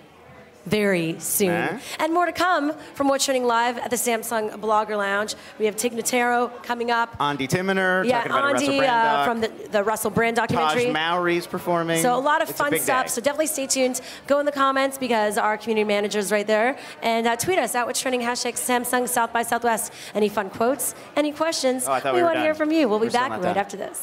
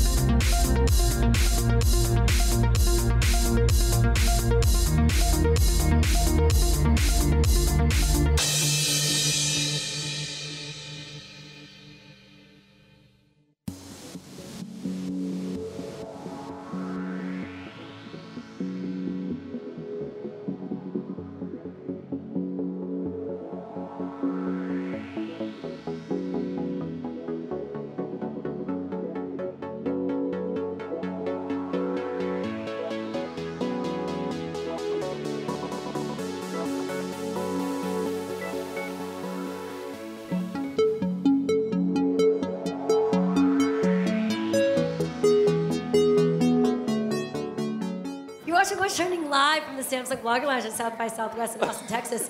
Chris, it's like you're my co-host. That's right. Chris D'Elia is my co-host. All I need is a guitar. Wow. I didn't realize Thank I you. looked dead. You do. You have that vibe, huh? Sometimes you need a screen in I'm front gonna get of a you 10. to see the reality of the Yeah. situation. This is an intervention, actually. I look like the guy that didn't get the part in the next Dracula movie. All right, season 2. What can fans expect? Brent, take it away. There's a couple really famous people that are in it. No, Brent, Denzel you always lie about Washington. I know you started with some unknowns. Russell First season, a Crowe lot of unknowns. plays Chris's father. No, that's not true. And he's abusive to him, right? Isn't that That's not true. That sounds more dramatic than comedy. By the way, I love how you put my drink right next to this booby trap. Did you just This is like so rude to be like, Welcome to Texas. hey, Chris, here's your drink. Right there next to the cactus. I'm going to say something real. That's why you're here. The show's titled after a book called Undateable. It's not a show about a bunch of people out dating people. We kind of hope it's like Cheers a little bit, even though that show is on and super successful. We'd never compare it to that. But I feel like it's about a bunch of people that were it not for each other, they'd be very sad and lonely, and they ultimately just spend most of their time in a very unsuccessful bar that this one owns. And that's what the show's about. It's way too much singing for a sitcom. Watching Chris's character, but also Chris in real life, how much he dislikes that, gives me absolute joy on a week-to-week basis. It does for me, too. Why do I you love hate seeing Chris singing? cringe. He just hates I don't real like singing. real when guys like really for real sing and stuff. Yeah, yeah, yeah. When they're like emotional and they think they're good at it and they go up and down with their So you're voice. I saying don't is like you're that. disconnected emotionally. Oh, Maybe. No, see that's No, there is something Brent does with his eyebrows when he sings, and I'm opposite Chris. I think you have a beautiful voice, Thank but you. it annoys me so much because he grabs his heart and he doesn't even know the words he's singing, so you can't feel that passionate about it. Yeah, I don't like that at all. You're making me upset. Do it right to Chris. No. Do it right to him. No. Oh, that's a good falsetto. Here's your drink. Genuinely. Do you know Reddit? Yes. So they have a popular thread called the "What's the worst date you've ever been on?" So these are anonymous Reddit users that post their worst dates. You're gonna each read one. Oh, okay. And we're gonna decide which was the worst one. Okay. Okay. Reddit user Saren77 here. Right here. Okay, Saren 77. Went on a blind date with a lady who wouldn't stop picking at her scabs. Just made a pile out of them on the restaurant table. I excused myself to use the washroom, and when I came back, my soup was there, but the pile of scabs wasn't. No, I didn't eat the soup. That's so bad.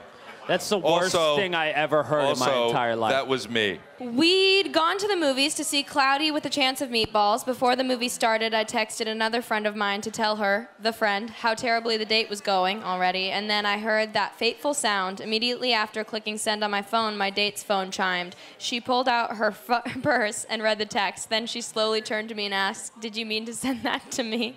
Needless to say, she was pretty upset. After the movie, we went our separate ways. When I got back to my apartment, I texted the same friend again about how the date was incredibly uncomfortable, and I doubted that there would be a follow-up. My phone chimes. You sent it to me again. That's how it ends. Which one was the worst date? The scabs, for sure. Well, no, okay, the scabs were the worst date if the scabs were actually in the soup, but I obviously doubt... they cleared it when you went to the bathroom. That's still the scabs weren't in the soup. disgusting No one either put way. scabs. Yeah, but what just push them kind off of to the side. scabs, though? I liked the guy I was Well, I reading. guess scabs. He had a good attitude. wins.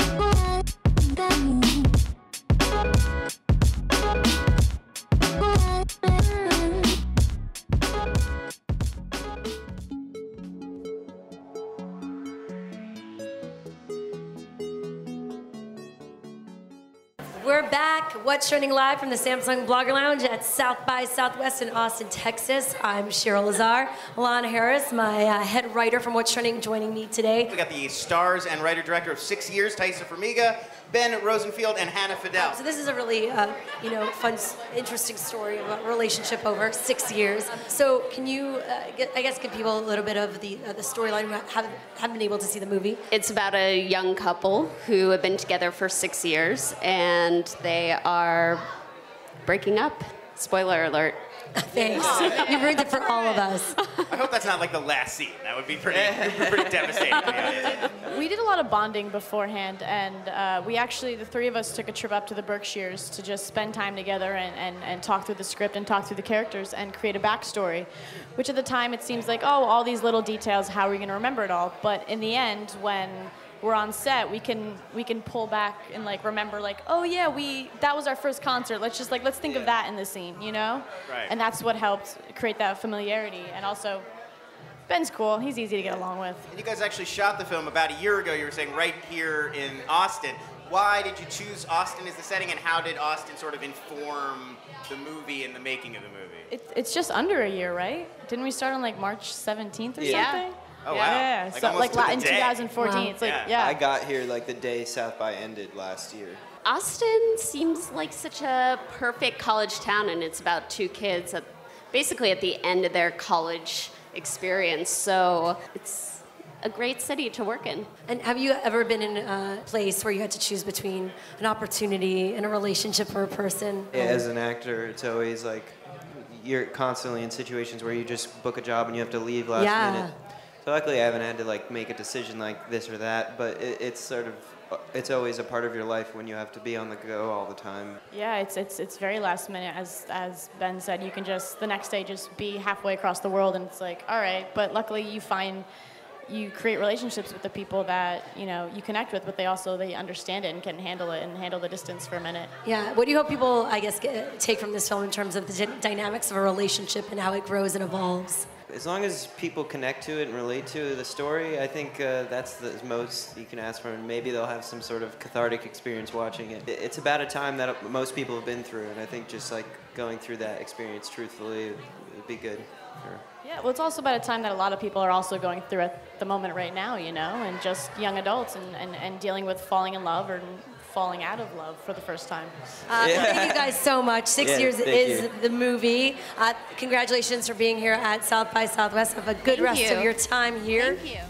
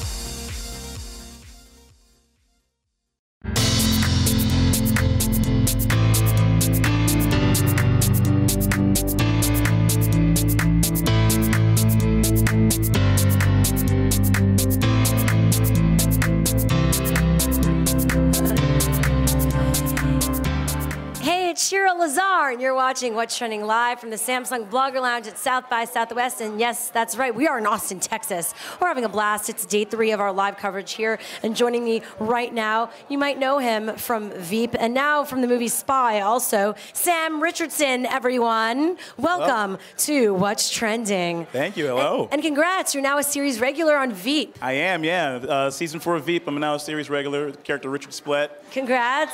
Thank you. Thank you. Yeah. That's awesome. And you were here you did a panel with Julia. Yeah, we just did a panel. It's me, Julia, and Matt Walsh did pretty cool. a panel. Yeah, it's cool. Just like a hour long, took questions from the audience. It's pretty fun. Why do you think it was important to have a Veep panel here? What did you see in terms of the connection to the audience and the people attending South by Southwest? Well, I think because, the 4 seasons is about to start April 12th. There you go. 10:30 on HBO.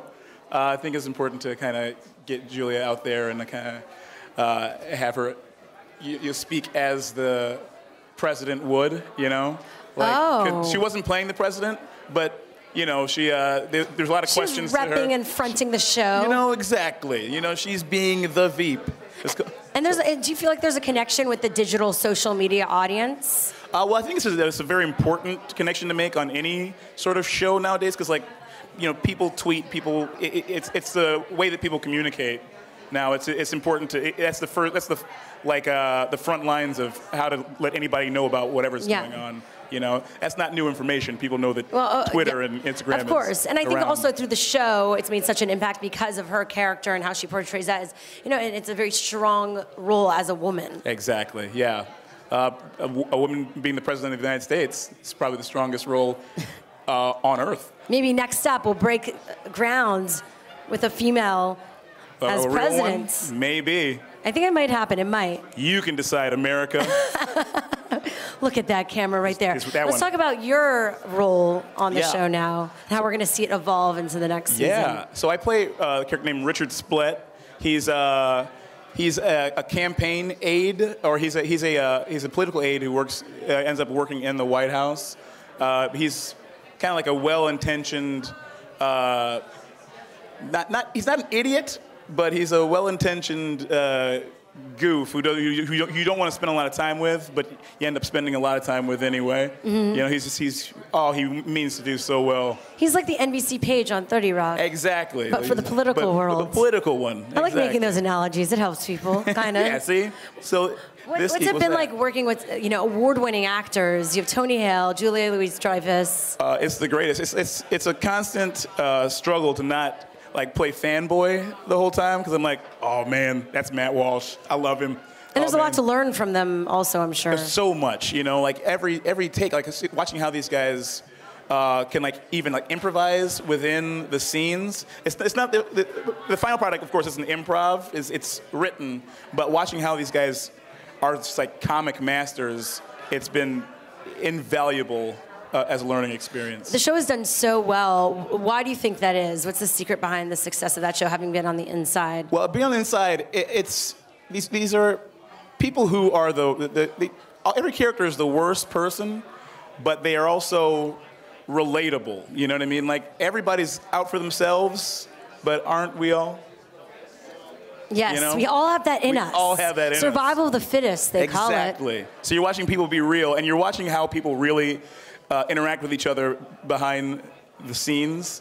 Like West Wing, beautiful. I mean, I love President Bartlett, but it's all this grandiose. Everything he says is this brilliant speech, and House of Cards, beautiful show, amazing. But Veep is a whole lot of F-bombs and It's kind of poking fun at the space instead of being so self-serious. Exactly. And I think that's what makes it so enjoyable, and it does clip along really fast too. It's you get through a whole lot of story in a short amount of time. Have you had people in the political realm approach you or the cast all the time? All the time. And they always come up and they're like, "Oh man, I watch a show, it's dead," and they always say it's dead on. They say it's the most dead on show, to the actual political process. They say, yeah, that's what they say. That's and that's a little frightening. House of Cards has been like a soap opera version. yeah, exactly. Like a high-end soap opera. Like a high-end, big budget soap opera. But it's a great show. I mean, that's of course, yeah. but they come up there like, oh yeah, man, you guys have it dead on. You know, I'm like, and they always like compare themselves to who they think they are on the show. So they're always like, man, I'm Jonah Ryan. You know, I don't know why anybody would say that they're Jonah Ryan. He's the worst. That's like what I do with Sex and the City. Oh yeah. It's like women do that with Sex and the City. I'm Samantha. I'm Samantha. What's it like going from The Office to a role on Veep? It's kind of incredible. Like The Office was like my first show that I did, so it was like that was great to learn from. But on Veep, I kind of got to kind of like stretch my comic bones a little bit and kind of get to play as a character and like really take ownership of it. And especially this new season, I get to be there a whole lot more. Like last season, I guested for 3, but this time I'm in the whole thing, and it's been really great to like have the confidence and to know I have the time to kind of like develop a character. Yeah. For a 10-episode arc. That's so great. You know, yeah. You're like, yeah, times are good. Times are real good. Were you fast? I guess, was there something that people asked here at South by specifically that you were like, oh, you didn't realize they were curious about? People. It's funny. A lot of questions were about like what her advice would be for real life. Like Hillary Clinton or something? You know, exactly. Like Hillary, that's one of the questions. Like, Hillary, what would your advice be to Hillary Clinton? And she's like, well, my advice would be to not take advice from me. I'm not a role model. You know? But it's hard because the lines get blurred when you play those roles, right? Exactly. And they're like, we want to hear your perspective so that we can do a headline being like, Julie Louis-Dreyfus, advice to Hillary Clinton. Advice to Hillary Clinton, keep on Hillarying. She wants to be her sidekick. Maybe next time. We're going to do something we call Explain Your Tweets. Are you ready, Sam? I guess I am. All right, this one comes from you. Lady, I've got at least 80 pounds on you when I was here first. Let's at least just try to share this armrest. All right. So I was flying in to Austin yesterday, and I sat down first, and then this lady who's like like maybe a 140-pound lady, which tells you 220. She sat down, and then she just immediately just tried to take over the whole armrest. Very aggressive. And I'm like, come on. I mean, like, I even at some point I tried to like give her space, but then she would try and shove me off. So then as soon as she like moved her arm, I took over the whole thing, then pretended to be asleep. And so like I was just like there, and she's like trying to shove me, and I'm just like.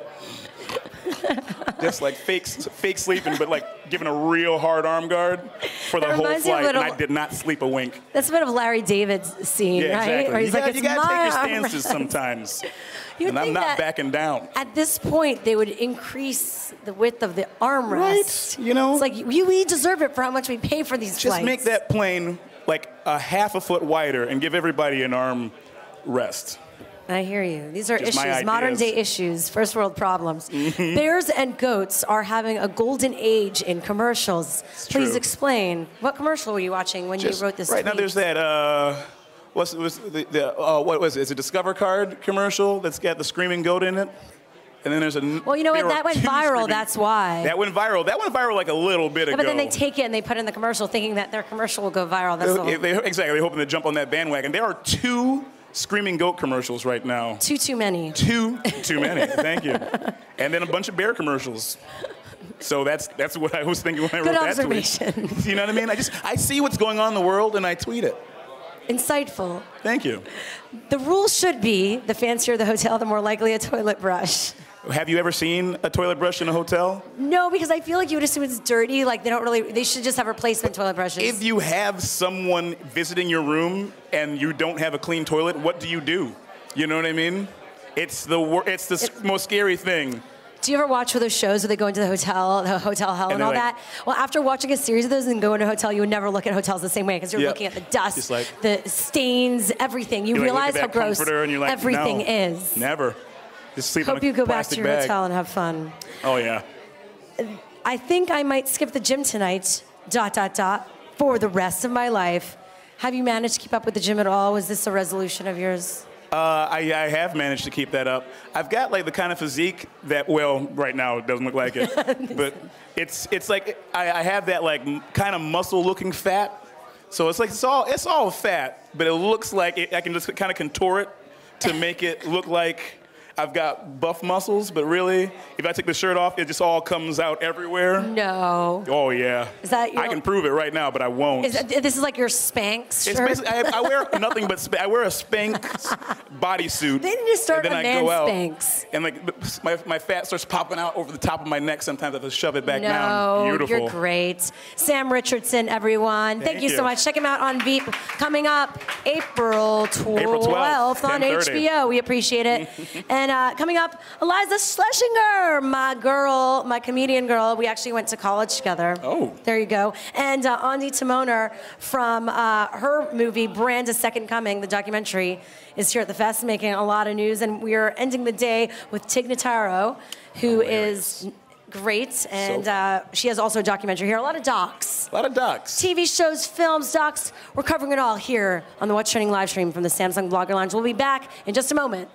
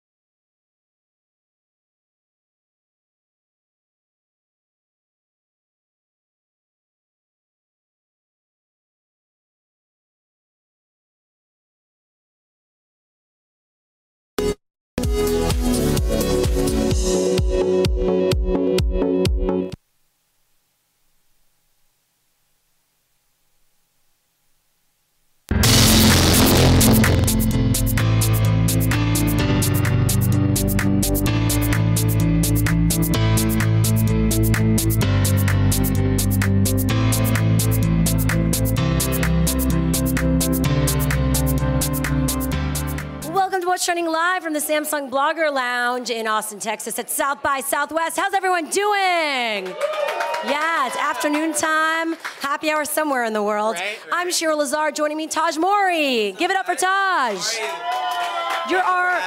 We are breaking in the stage with music because you're our first musician. We are segueing into the music festival here at South by Southwest. We've had film and interactive, definitely representing those parts of the fest here. So tell us about your new music. We know you from Baby Daddy, the TV show, but you've always really been into music as an artist. Yeah, music has always been a passion of mine, and so this past hiatus, I really went in the studio and wrote and, worked those late nights with these guys, and yeah, I came up with a really cool, eclectic new sound, and I think it's dope, and I think people will like it. So I'm gonna do 3 songs for you guys today. Looking forward to it. Tell us about your single coming out in April and where people could find out more. Yes, I released 2 free tracks first, Bossy and Dancing Alone, which I'm gonna do first, and then Flirt is gonna be released April 28th. Yeah, and you'll be able to find that everywhere, and that's the last song I'm going to perform today. Awesome. So. And we want to encourage everyone watching, fans, newcomers, tweet us. Let us know what you think at What's Trending using the hashtag Samsung South by Southwest. Because when we see that, we like to retweet people. We like to give them love. Let us know what you think in the chat room as well. And I think now I'm going to let you take it away. Are you ready? I'm up here with, this is my producer, Excel Beats. And this is my engineer, Yeah, let's introduce the team. So Excel Beats. Excel Beats and Dusto, the architect, is my engineer over here. And we're doing something different. Normally I have my band, and we're doing this cool little beat. But we like different. Yeah, it's intimate. I wanted to do something cool here, so we're doing this. All right, well, on What's Trending Live, give it up right now for Tahj Mowry at the Samsung Blogger Lounge. This first song is called Bossy.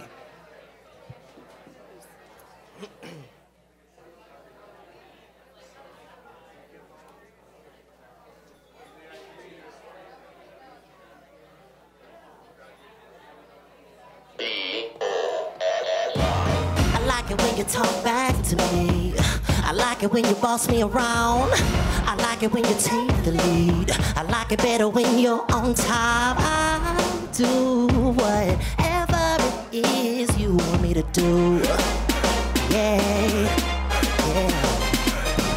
So get rough with me, get tough with me. Show me who's boss, baby. Get loud with me, get loose, baby. Get wild, cause you bossy and that's without a doubt. Bossy. You know just what you do to me.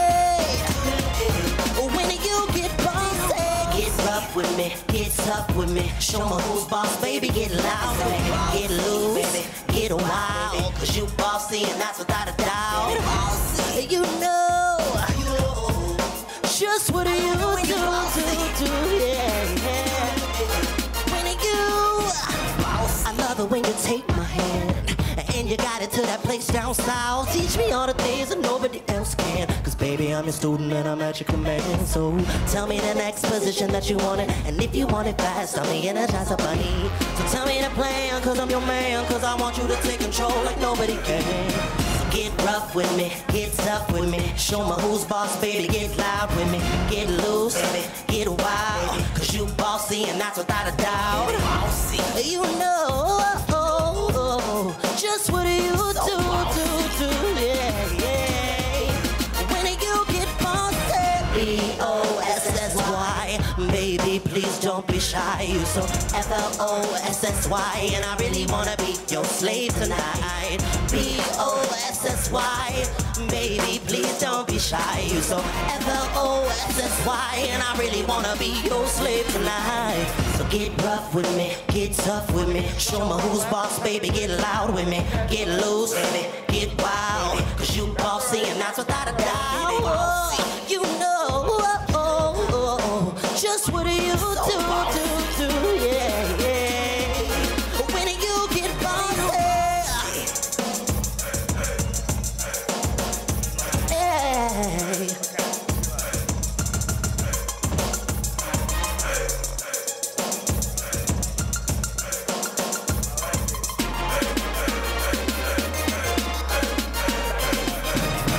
Get rough with me, get tough with me. Show me who's boss, baby. Get loud with me, get loose, baby.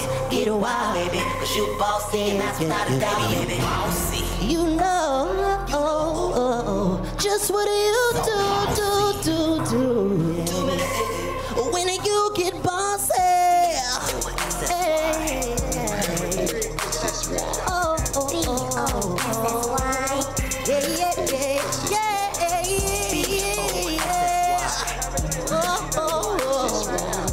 Yeah.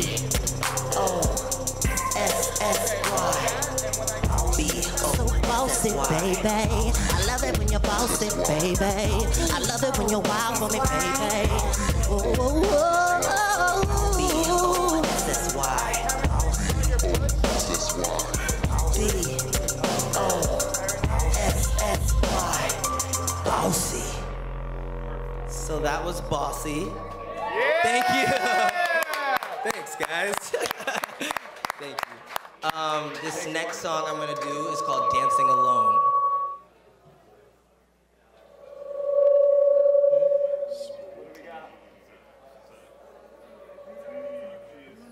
I see you texting in the dark.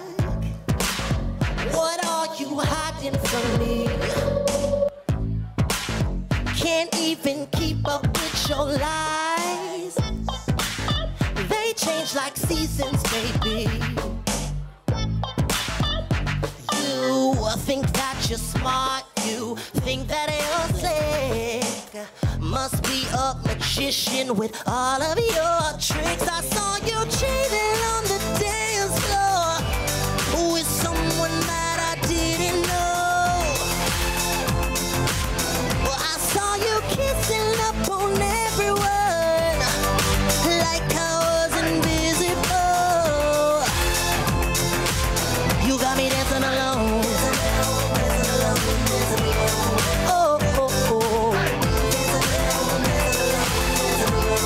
Oh. Dancing alone. Oh. Dancing alone. Well, I guess it's true about what they say. Once a cheater, always one, baby.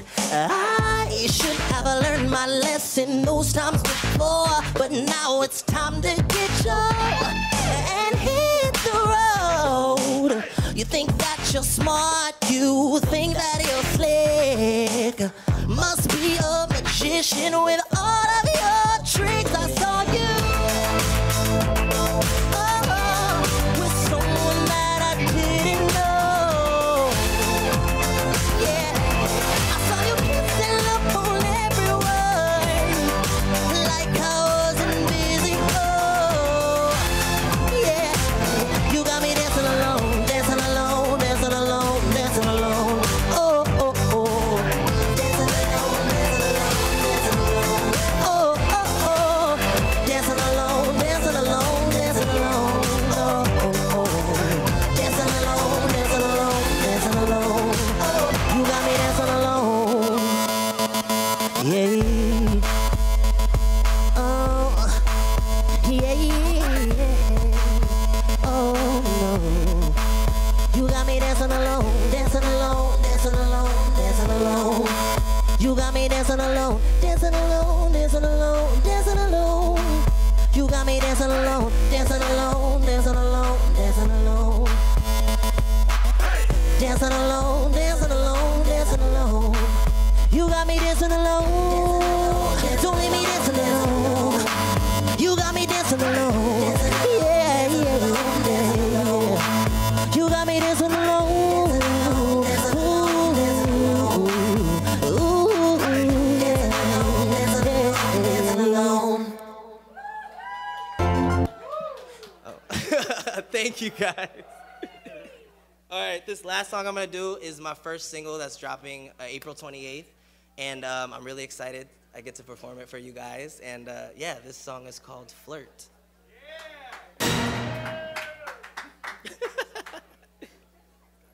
Look at my shirt.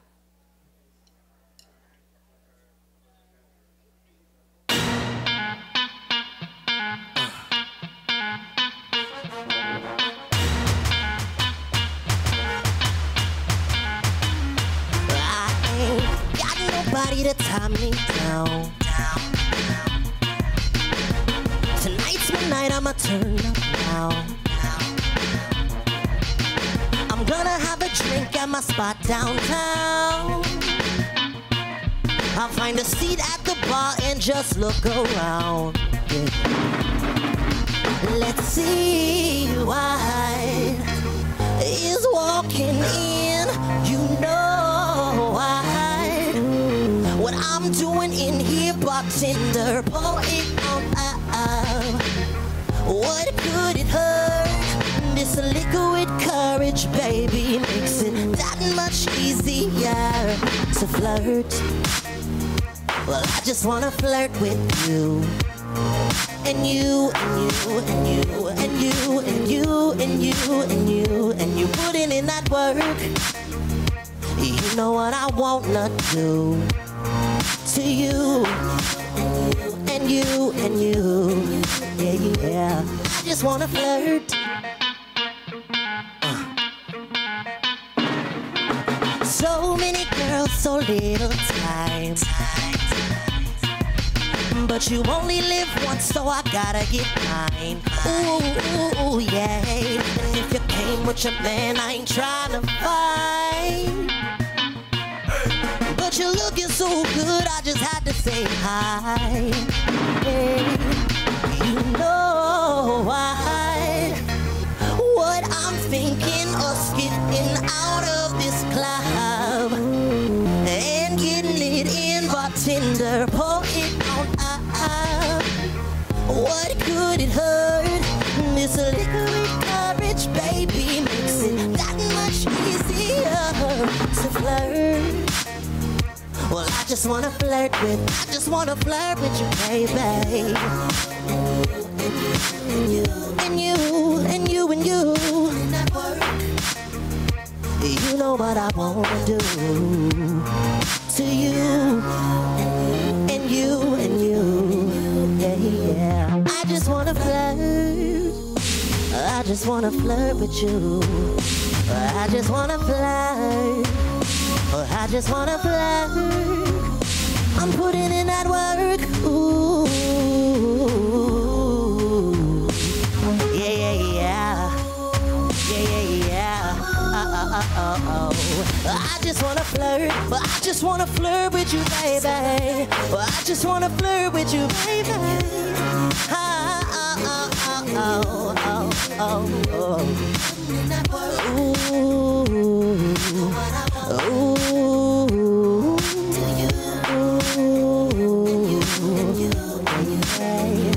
I just wanna flirt. I'm back from my hiding. No, that was amazing. Give it up, Tahj Mowry, everyone. That was awesome. I'm sure we'll be hearing a lot more from you in the future, and I'm wishing you all the best. Check him out. Follow him on Twitter, Tahj Mowry, right? At Tahj Mowry for more the latest music, latest news, performances. TajMowryOfficial.com. Everything you need to know is on there. Follow me on Instagram, Twitter, all that. That was amazing. Thank you so much. And what? I want to thank you guys. Yes. Dusto, Excel. Give a round of applause for his awesome team here. Thank you guys. I really appreciate it. Music magic here at the Samsung Blogger Lounge. Great way to round up our day. And we have more to come here from What's Trending Live at South by Southwest. We have Ondi Timoner. We have Eliza Schlesinger. And we are ending the day with Tig Notaro, the comedian. They all have documentaries here, so it's going to be a fun time. Tweet us at What's Trending using the hashtag Samsung South by Southwest. A schedule will be coming up. And here's what you might have missed from our live stream yesterday. We'll see you just in a bit. Woo!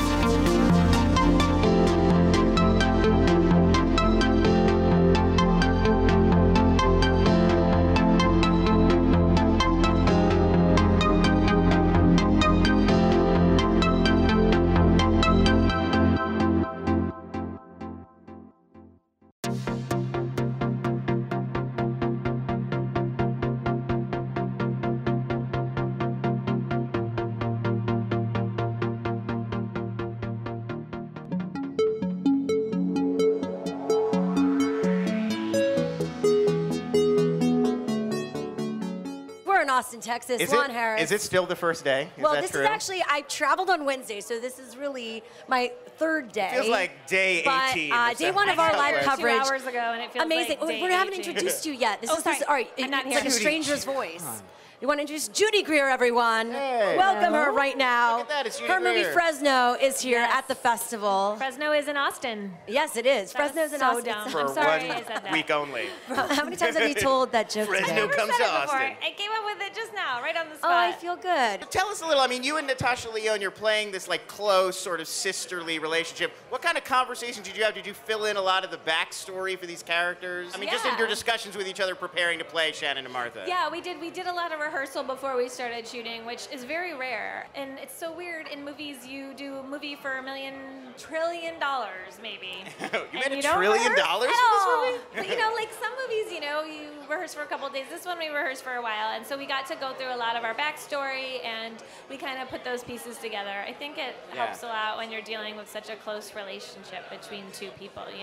And it's I feel like a really nice movie to have here. Oh, good. Me too. Because it feels like indie, but it's accessible and it has the comedic element. Yeah, and there's chicks in it.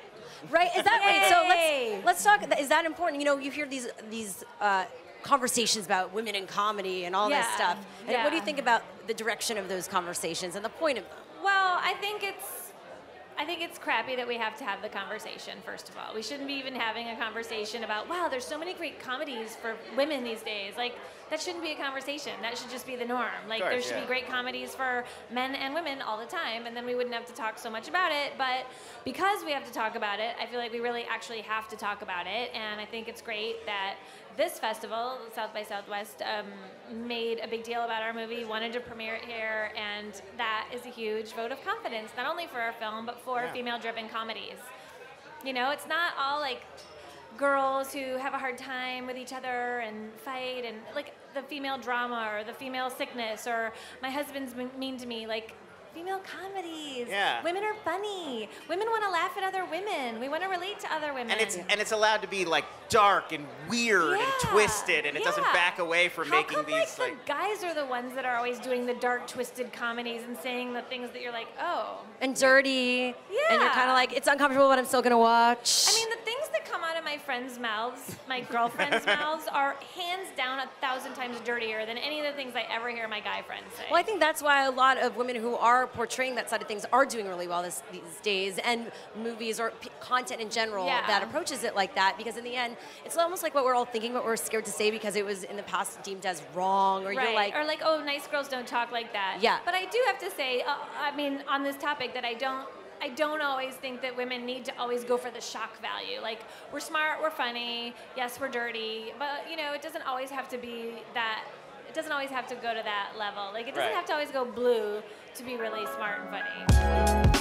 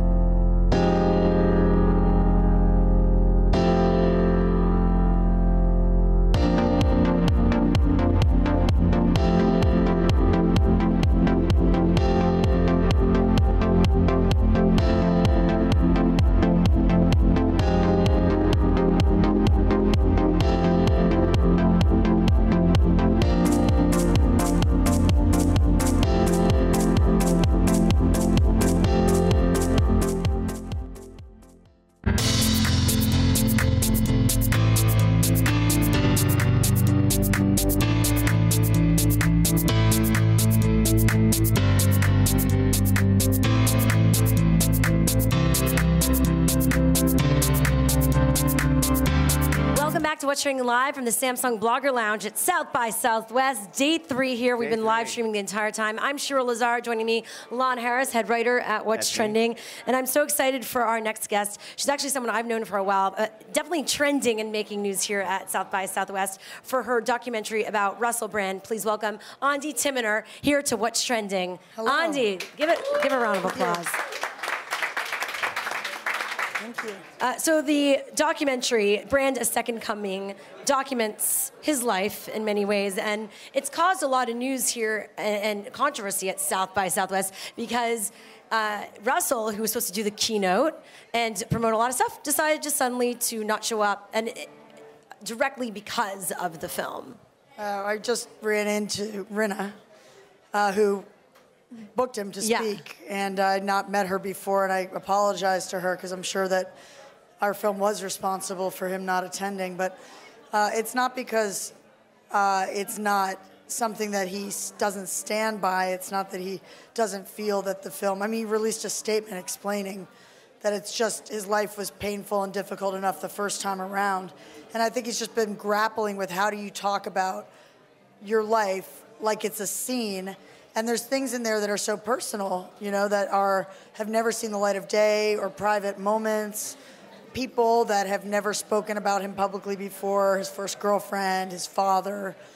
And there's moments of tension that I don't know that he has reconciled at this time. Yeah, I think when you see the film, you sort of do understand that even though it's a great movie and it's probably something he believes in, it would be very difficult to sort of do a Q&A about it because it's so real and it's so intense. Like, how do you sort of answer an audience's questions about your entire life? I imagine, though, he's not the first person facing that. You know, there's a lot of documentary subjects, and many of mine in the past, who have shown up and spoken about these things. I just think Russell's somebody who lives so intensely in the present tense and looks forward, that he's on a mission right now that is everything to him. I mean, he's really, really dedicated to where he is right now with his own channel, The Truths, with what he's doing in the streets in London, you know, with the protests he's trying to build and grow and amplify, that I think there's a concern that this film is actually going to derail that mission. Right. That if people see where he came from and some of these other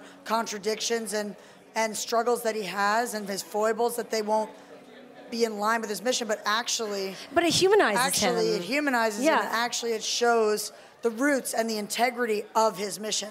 So people have been coming up afterwards saying, I didn't believe in him. I didn't believe it. And now I do, and I love him for it. We have like an alarm going off. Yeah, somebody's breaking in. What did I do? What did I say?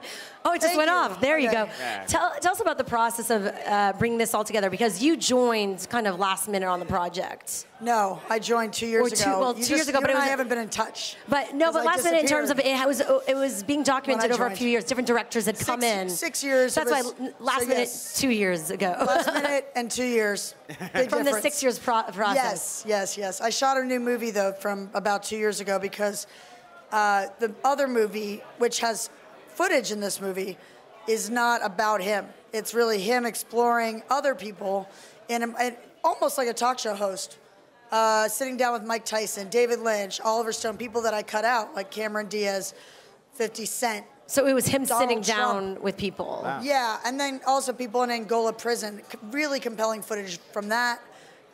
He went to a meditation center. He was exploring happiness. Okay. Oliver Stone and the late Al Maisels, who just passed away, approached him, I think, sometime after the VMAs, when he said the George Bush joke. Yeah. And they approached him about making a documentary. What do you want to make it on? Anything? Because he's such a charismatic and interesting figure that he's like sort of a great documentary subject. So he made it about happiness, because I think he was grappling with fame at that point in his life. And he was trying to explore. But when I got the rough cut, and it was like, can you save this film, Ondi? It was many directors later. It was, you know, those teams were gone. Russell took it over at one point. Seth Gordon had a great team on it at one point that quit. There was like a trail of tears. Yeah. You know? It was a problem. And so I got this thing, and I didn't even know who Russell Brand really was, because unlike the world that you live in, you know, I'm in documentary land. I have my documentary talk show. I'm in innovation entrepreneurship land. And you're like in there when you're not and looking I'm in at I'm there. in my spaceship. I'm not like in the tabloids. I don't know what's going on. Right. So I thought, Russell Brand was Katy Perry's ex-boyfriend. I didn't even know they'd been married and divorced. And so I really didn't know about him, but I watched this thing and I thought, there's really interesting moments in here, but there's nothing that ties it together. And it feels like a celebrity making a film about fame. Right. And meaning, it just didn't have it. And so I went to the meeting to tell them what I thought could make it better, and Russell was there. Russell was so compelling in the room.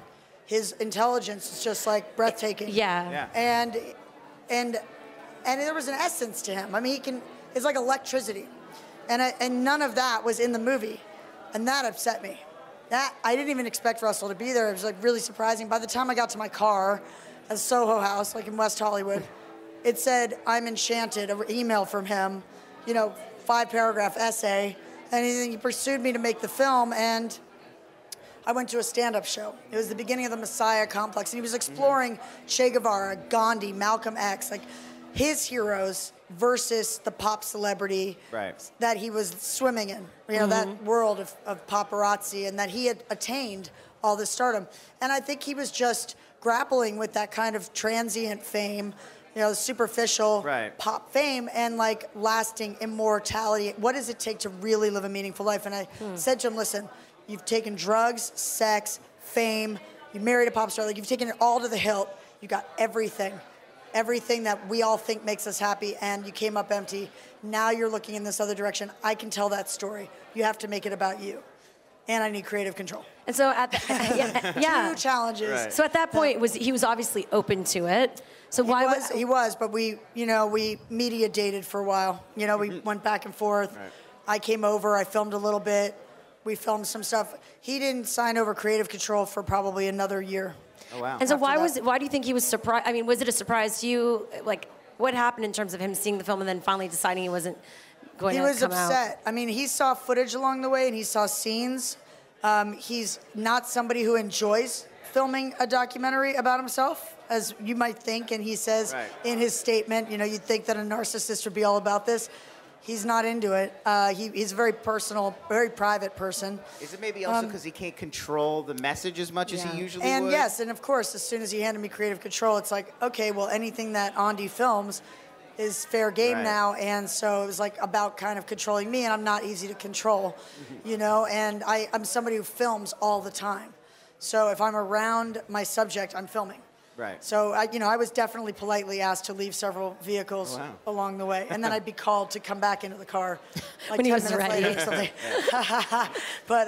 But we got there in the end. We really did. Yeah. Well, one thing that's really interesting too, I think, is you couldn't have known 2 years ago when you started making this film all the things that were going to happen. The book and the truths and all of these other things. You nailed it. I mean, this is the thing. Is like the original budget, the schedule. Right.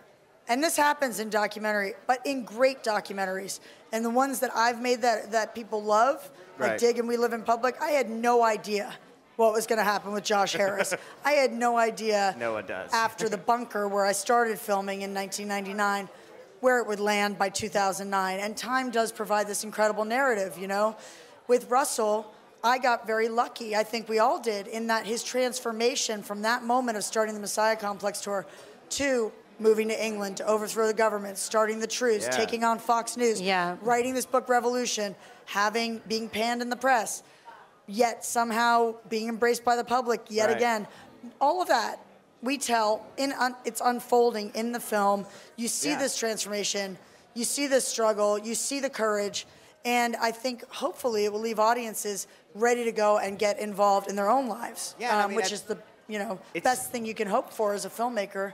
But it was definitely like I'm editing and I'm finishing, and you can't stop Russell's yet. marching on Wall Street, time to go. So how many times did you stop and continue? Like 4 times. I mean, we didn't stop. We thought it would be done, maybe. You're like, maybe. It would get to the point where I edited myself like over 3,000 hours, and I had an amazing team of 3 other editors, including my brother Tim Rush and Clay Zimmerman. My brother David Timoner is a great editor, but it was like I had to edit like 3,000 hours since April. That's a lot of hours because there was so much footage coming in and so much to process from before that we wanted to give everything its time and its justice. So it was just like overwhelming. And then I'd run off and shoot. We shot in London, in England 4 times, in New York several times, in LA and on the road. But we kept thinking it was over, and then it was like, oh, he's writing a book. okay. So this might be interesting. We better go. So as of November of last year is when we actually stopped principal photography, November 2014. Really, it's pretty much hot off the presses if you think about it. It's a few months later right now. So we already had cuts as we were shooting the book releases and the anarchic fair and all this, the March on Wall Street and all that. So when did you think it was over? Like, now this is time to wrap this up, get this out? I wanted to complete it as quickly as possible because this is really current events. I mean, this is like you're watching something that happened yesterday. Today. It's happening right now. You know, I mean, I have to say, I don't think there's anything Russell has done since then that we haven't really, I mean, you've got it. You're up to date. If you watch this film, you know what's going on. And a lot of people are, especially in America, are really, I think, surprised by the film, really blown away. They don't know this about Russell Brand. Yeah, I mean, I think... a lot of surprise. And I was someone who sort of enjoyed him when I would see him on things, but it's very much like you're seeing just the very tip of the iceberg with him. Like, everybody saw the MSNBC interview where, that's where he won over America a little bit, you know? And that's what's so interesting about this film is you get all of the context in between that, you know, if you weren't really paying attention, you probably missed it. So when you were approaching it, did you think about, like, signposting it in that way? Like, okay, we got to show, here's what happened up until Katy Perry. I definitely think they're like set pieces, you know? And as much as we do break the linear storytelling here and there, we do. You know, we weave in like Malcolm X, and it combines the new and the old because there's this awesome protest footage. His story, you need to understand where he came from and all the struggles to get where he got to. Because I mean, who do we know? And you talk to celebrities all the time. Who leaves Hollywood and just could be making millions and millions of dollars in films and still helping charities, as many wonderful, you know, liberal actors do. They're out there working, George Clooney and Brad Pitt and so many more. But who actually just up and like goes on tour and never comes back, buys Laurence Olivier's house and leaves it empty in the Hollywood Hills and is now in London marching in the streets and writing books about overthrowing the government. You know, speaking at the UN. He has a very unique journey he's going through. It really is. But it's Brand a second coming because it really is this. It's a joke in the film, which you've seen. Yes. It's hilarious. But it's also... He's kind of like Jesus. But it's also saying a second coming. Here's the story of a second coming. You can have one. You can have one. I can have one. Well, I think that's interesting because he doesn't want to be a narcissist, even though he kind of admits he is. Yet, you know, comparing himself to these in their most base forms, though. His humor was derived by saying, okay, well, you know, I'll be any woman who is lucky enough to, you know, I'm lucky enough to sleep with tonight. I promise you will be the first coming, and I will always be the second coming, and that's why I'm a little bit like Jesus, you know. Wow. But at the same time, you know, he did walk into his mother's bedroom when he was a young boy and tell her that he was the second coming. So there's, you know, it's a complex film and it's a complex character, which is my favorite kind. Right, much like I was going to say We Live in Public, which is also kind of a portrait of this very eccentric kind of narcissist character, but who does have a lot of really interesting ideas. I mean, I think it's how do you find these people and what draws you? They find me. I don't. I'm like she attracts. I love impossible visionaries, and I feel like I love mavericks, and I love people who step out of line, and I feel like, I guess maybe I've done that in my life, and therefore I've lived such a fulfilling life for it, and I want to see other people do that because we have this chance, this amazing, unique opportunity on this planet right now. And so, I just think I love to tell these stories, and then the more of them that I tell, these kind of gray area characters who can't help but do what they do. They'll do it against all odds. Right. When you see that, I think it definitely is inspirational. The next time that something comes your way, you say, well, maybe I will pursue that. That guy did. You know, we need those stories. Sure. And right now, with the internet and in 2015, we can all do something to make the world a little bit better and a little bit different. And we need to do that because the world needs us right now. And then you had mentioned on the red carpet, I mean, do you feel like if he hadn't bailed, maybe the story wouldn't be as big as it has become? And it actually brought more attention to the documentary. I think that I mean, I'm right in the middle of it, so I don't know. You know, you always have to be aware that obviously, you're in. Yeah. But you have to look at the I'm getting glass half hit full. with, and especially what's amazing to me is, you know, 55, 60-year-old people coming to this film and crying, walking out and just loving it, you know. I feel like they maybe are approaching it because they saw that he didn't come and they thought, must be an authentic film. Yeah. You know? Right. And, you know, and in talking with him, you know, obviously you asked me, last couple months have been rough, and we've been working together to try to make this. I, of course, worked with him. You know, I respect him and admire him. There was nothing I could possibly do, though, while protecting the film and the truth and the authenticity of the piece, which I know he wouldn't want me to lose, but also balancing that with what was important for him to have in it. But there was nothing I could do to really pacify him, I don't think, to the extent that he would be, and yet maintain a great film. So I think at the end of the day, I hope he'll make peace with it. You know, people are really loving it. I feel like maybe when he sees the public react and respond to it. But I do think it was good, I mean, in a weird way, and who could have predicted, who could have known?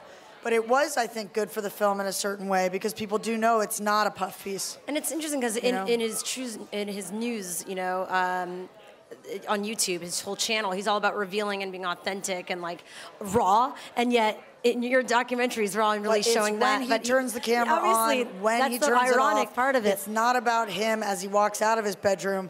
It's only when he's sitting right there, it's controlled, you know? And that was the problem with the footage I received. That was the beginning of this project, you know, that was the genesis, that happiness thing. It was just camera on, camera off. Right. This kind of thing. Like now, if your guys followed us off here and we went walking through Austin, that's a different kind of movie, right? Sure. That's not what's trending the talk show. Well, people, it might be interesting to see what's going on behind the scenes. Let's do it, Ondi. There's a lot of talk in the film, especially towards the end, of people suggesting like maybe he would go into politics. Could he be mayor brand or even prime minister brand?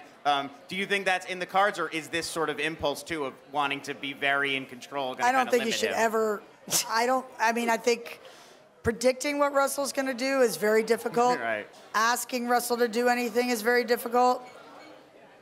Yeah. I mean, I would never say never with Russell Brand. Right. Ever, ever, ever. You know? Never say never with yourself either, but definitely with this guy, you never know. He's quite capable of doing that. He's transformed. I mean, he's changing all the time. Yeah. We all are. But he's really, I love hyperbolic characters. I mean, he really is very extreme in that. So, yeah, maybe. He cares a lot, and a lot of people, he speaks to the youth in a way that not many people do. Yeah, you can see him making connections with people in the film and like getting across his ideas to people who maybe never thought about things that way before. And through YouTube, I feel like it's happening more and more. Like you're seeing a whole new group of people connect with him. And I love that. I love what he's using YouTube for. There's so much silly stuff on YouTube, you know? My own 11-year-old is tuned into it much more than I would like. I love to look at artists that are using the technology that we have at our disposal for good. You know, to put what they truly think needs to be out there. He's trying to get everybody to be a little bit less distracted and pay attention to the fact that we are living under an oligarchy, that our environment is being destroyed. He wants people to tune in past the noise, to break past that stuff and demystify the myths that we're sold every day with our consumer culture. And you know what? That's what the film does. So at the end of the day, I think he's going to be happy, probably, that the film came out. I don't know if that day is today. Yeah. And that's okay. And that's okay. Right. Is he ever calm or relaxed? Like, he feels like he's always out there, really in your face. He can be very calm and relaxed. Yeah, I know he does TM. You see that in the film, actually. I mean, I know he meditates. You see that in the film. You see moments in the film that you don't usually ever see of Russell Brand, where he's reflecting and he's private and he's riding his bike and meditating. He's with a dog and he's meditating. You see him meditating in the film. It looks like he's nodding off, but he's actually meditating on the road, on tour. He's doing yoga. So what's next for you now that you have, this movie? You're obviously trying to find distribution around it. I'm try my hand at scripted. Oh, you are? Yeah. I've written a film, collaborated for a long time with a great man named Bruce Goodrich.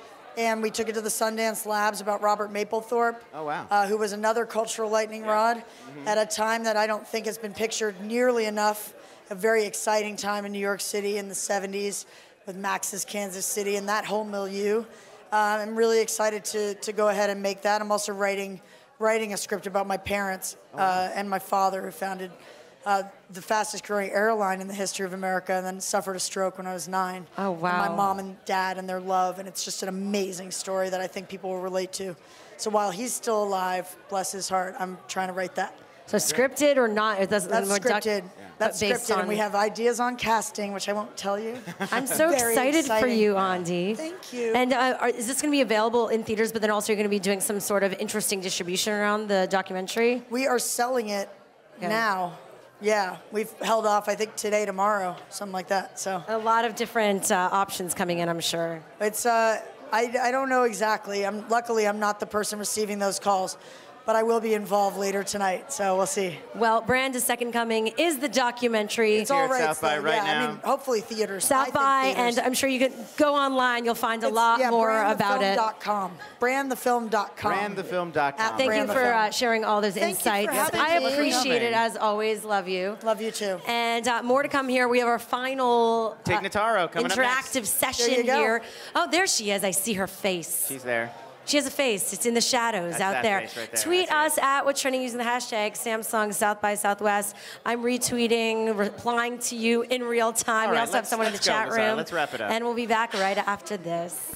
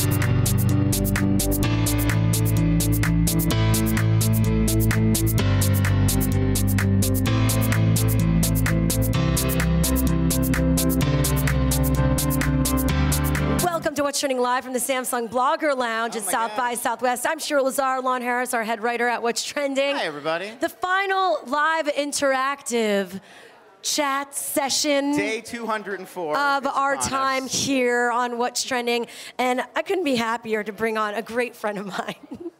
Second appearance here on What's Trending to promote her special on Showtime, Knock Knock. It's Tig Notaro. Tig Notaro! Oh, you welcome. Oh, sorry. Did I? I know I was napping. You were very busy here, so I know you need to take every moment, even during my introduction. Did I hear you call me a good friend of yours? Yeah. You know, I like to throw it out there. I noticed that too. Meaningless good friends It's titles. good to know. I just think it's funny because I actually say it about like all people that have been, that are actually good friends, and I know, and then I thought it'd be weird to say that you're a good friend. Yeah. Well, I mean, I'm fine with being good friends. It is good to know. Let me just ask you, when you guys hang out, as you often do, being good friends, where do you go? What are the kind of things you get into? Just for these tapings that happened once before. Yeah. Right. On the couch, there were couches involved. No, there were stools. I was at stools. Yeah, we were each on a stool. I don't even remember. Am I the only one that cares about this relationship? I know there are hot lights on us. Mm-hmm. So anyway, congratulations on being back, making your way back to our show. Thanks for having me back to our friendship. Congratulations on making a movie. How about that? Yeah, it was really fun to watch. This was a very outside the box way of looking at a comedy tour. Yes. Right? And you basically took submissions, video submissions from your fans, and ended up at their homes in different locations doing your shows and documenting it. Yeah. How did that all come to be? Because you had done this before, but this was you decided to actually document it. Yes. I, over the years, have done this tour with different comedian friends of mine, Martha Kelly, Steve Agee, Kjell Bjorgen. Different people have come with me. We've put out the word that we were heading through a certain region of the country, and if you're in that area, submit a video of yourself in your house, and we'll choose you, or we won't. And so, sorry, Molly Ringwald keeps texting me. Oh, okay, she's cool. But She's your other good friend, I see. Yeah, I've been waiting to say that. I'm best friends with What's Trending and Molly Ringwald. The whole cast is a Breakfast Club, really. Yeah. So we have enjoyed doing this just on our own. I thought it would make a really fun TV show, and I pitched it to Showtime, and they did it as a special, and fingers crossed that it'll become a television show. Yeah, that'd be cool. A series where each episode, right. I could visualize it. Yeah. And I feel like you could use social media, even though you don't maybe like Twitter that much. I feel like you should get on it. And I think it's a great way to add that, like real time, surprising people. It's a really fun idea. Well, maybe you could run that as my I should be your social media sidekick on your show. Well, thank you for watching the last What's Trending. She's leaving the company. Dude, I think that's a good idea. I do too. I'm just gonna follow up with your people and you on that. I don't have any people. You. Yeah. So I could go direct. Actually, I already know that. We're good. We're good friends. I was trying to make it seem like she has the barriers, good old day. Obstacles to get to her. Yeah. Tell us about the process putting this together. While you've done it before, was it different doing it for like a project like this? Yeah, I mean, there were nice cameras, and I mean, when we did the tour previously, we would just hold, had the handheld cameras, and there's some old footage in there from the old tour, so that's funny and sad to watch at the same time.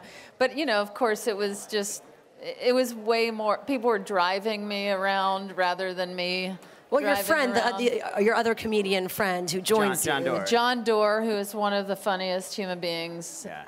Breathing on this planet. And it was really nice for him to join. Is it because you guys are good friends, or it was just like a nice match for this? Like, how hard is it to... We are actual good friends. John Doerr and I are. We have each other's phone numbers. And yeah, we've spent time together rather than just like interviewing. I feel bad. You think everyone's your friend that comes on this show. So you actually need to like get to know someone and text them and call them and hang out with them. It's sweet though. Over a long period of time. We're going to hang out. Okay, I feel it. So John, I just wanted to bring somebody that I thought would make the experience really amusing. And I think he and I banter well together. Yeah. And how aware were you in the car of like, that the cameras were there and like you got to kind of play to them, because that's some of the funniest stuff in the movie is just the two of you goofing around on your way to the shows. Were you forgetting that the cameras were there and just having fun, or were you really like playing to them? There was both. I mean, because the camera guy was in the back seat and he was filming us it was really cool. He had set up mirrors on the dashboard. Oh, interesting. So he was filming into the mirror and catching us. Right. So there was never really a camera in our faces. So you could kind of forget. We could kind of forget. Just like the Kardashians. Yeah, this has been compared to the Kardashians. Yeah, keeping up with the Kardashians, Yeah. keeping up You with know Tig me. Notaro. You know me. How does it change? How about knock knock? It's the Kardashians. How would Wow, that fly? I like that. Have the Kardashians. They have That to could go, be the like, web bicker supplement. in Yeah. other people's barns. and Yeah. houses. Dude, I love that. That could be really funny. It was also just interesting to see how you break you down that wall between you and the audience, putting yourself in these situations. How awkward does it get? Does it ever get easier? Or do you still get nervous putting yourself in those scenarios in people's homes, in different It's environments? consistently awkward, Yeah. I would say. But that's really entertaining to me. I really enjoy it. And there's a part of me that hopes that there's some gig down the road that we'll show up to and they forgot to put it on their calendar.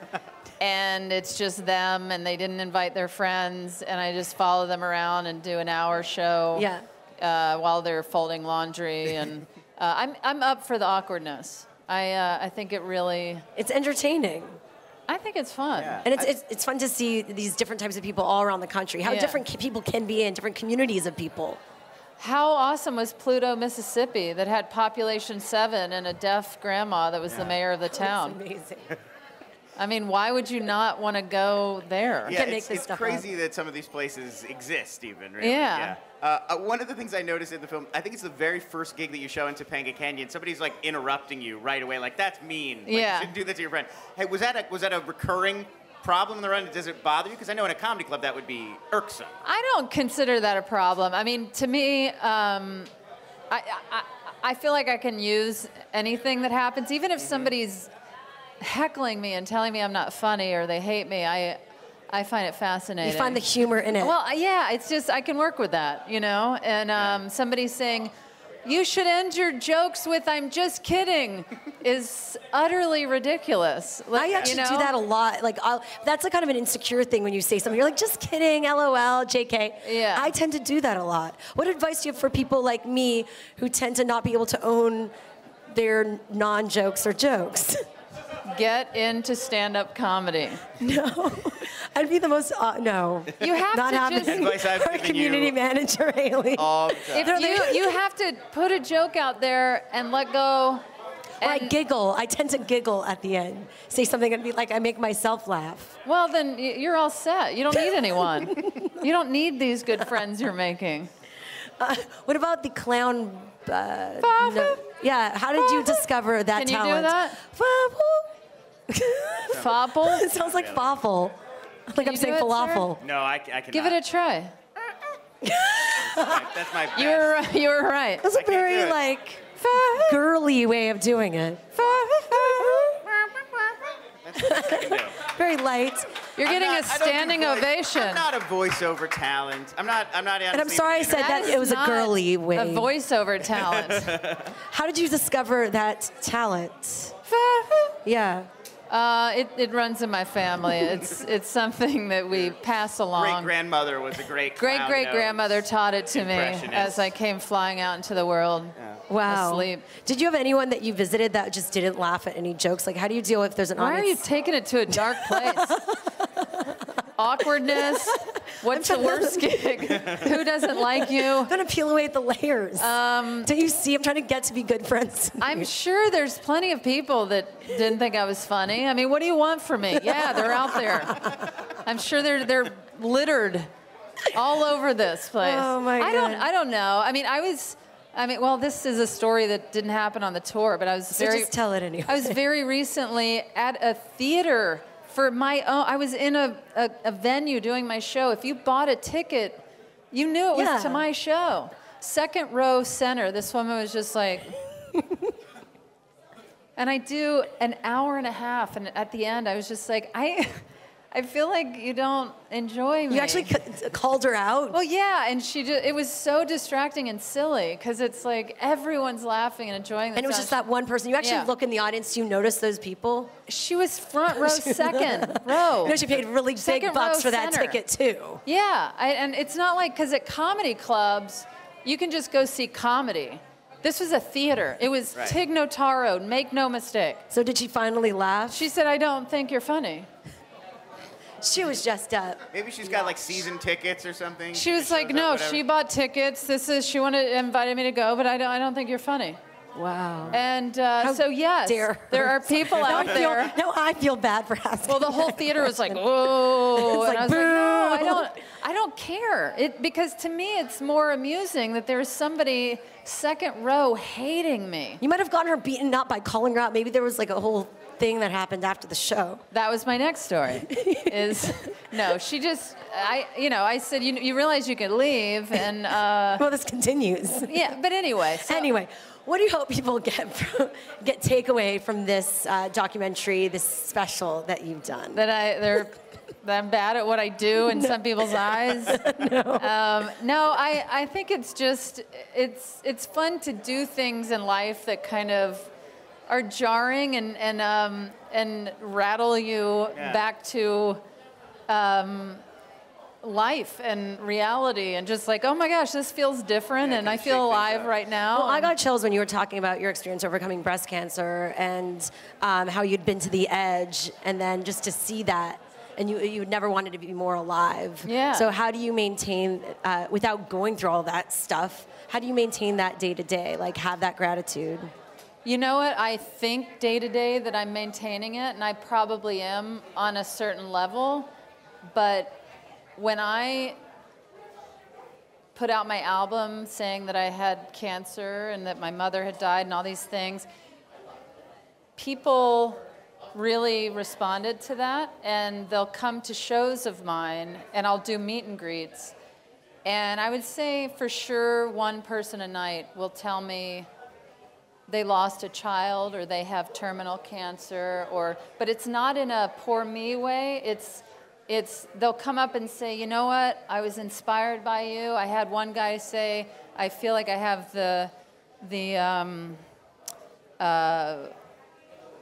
I'm losing my vocabulary, but it's more inspiring. It's like the fact that I've inspired them, and then they come back and tell me that their story, and then they inspire me, and it cyclical almost. It completely Yeah. is, and it keeps me very alive and present, because you can think that you're there, but then when somebody comes up and they're just like, thank you, I got this from your story, and this is what I'm going through, and I feel like I can do this. And it just, it makes me so aware and thankful that I went through what I did, and that I have the opportunity to reach people. And then selfishly, it helps me. You know, I'm thankful for their story, like they were thankful for mine. And inspiring because you're doing it also through comedy and laughter, which Yeah. brings so many people together. Yeah, I don't have a complaint in the world, and I couldn't say that a couple of years ago. Well, I love it. Thank you. I love you too. We're great friends. I love you. I'm sorry, what'd you say? We're great. I feel like it's like, we're great friends, now we love each other. Yeah, we're now dating. Come really It bonded feels- very quickly. It was very fast. I'm engaged. So Okay, you guys need okay. to back off. You guys need Please to don't put me in. quit sexually harassing me. We're Thank God we don't have HR. Thank you. Tig Notaro, everyone. Check out the special. Friend of the show, Tig Notaro. Knock, knock. It's Tig Notaro. Definitely check it out. It's a great watch. Hope to see you soon. I'll be your And the social media HBO sidekick on hour-long the special TV coming show. in I have an May. HBO special coming out, Yeah. and I have a podcast, Professor Blastoff. So, Oh, awesome. check that out. Looking forward to You already see- knew about that, though. Yes, I did. Of course. on it several Duh. times, And that does it for our live coverage That's it. from the Samsung Blogger Lounge at South by Southwest. We got friends here. Ben Parr, hi, what's up? Captivology, Parr. great book. I decided to shout you out. Might as well. Juan Harris, you've been great. Thanks for supporting me during this 3-day run. It's been a blast. We've had a ton of different people here. Of course, you can see this live stream, which has happened for the past few hours, as well as others that we've done with a ton of people from Nick Kroll. Billy Crystal was here. Tyler Oakley, Bethany Moda. All your friends. All your good Billy friends. Crystal is a great friend of mine. That's all on youtube.com/whatstrending. And On Demand also will be cutting up these clips so they're more shorter to watch on the go for all of your busy lives. So subscribe, continue tweeting with the hashtag Samsung South by Southwest. Keep going. Follow us out. It was the best of times. It was the worst of times. Let me continue. Follow us at What's Trending. I'm at Cheryl Lazar. We love you. Have a great day. Continue watching and subscribing. Bye.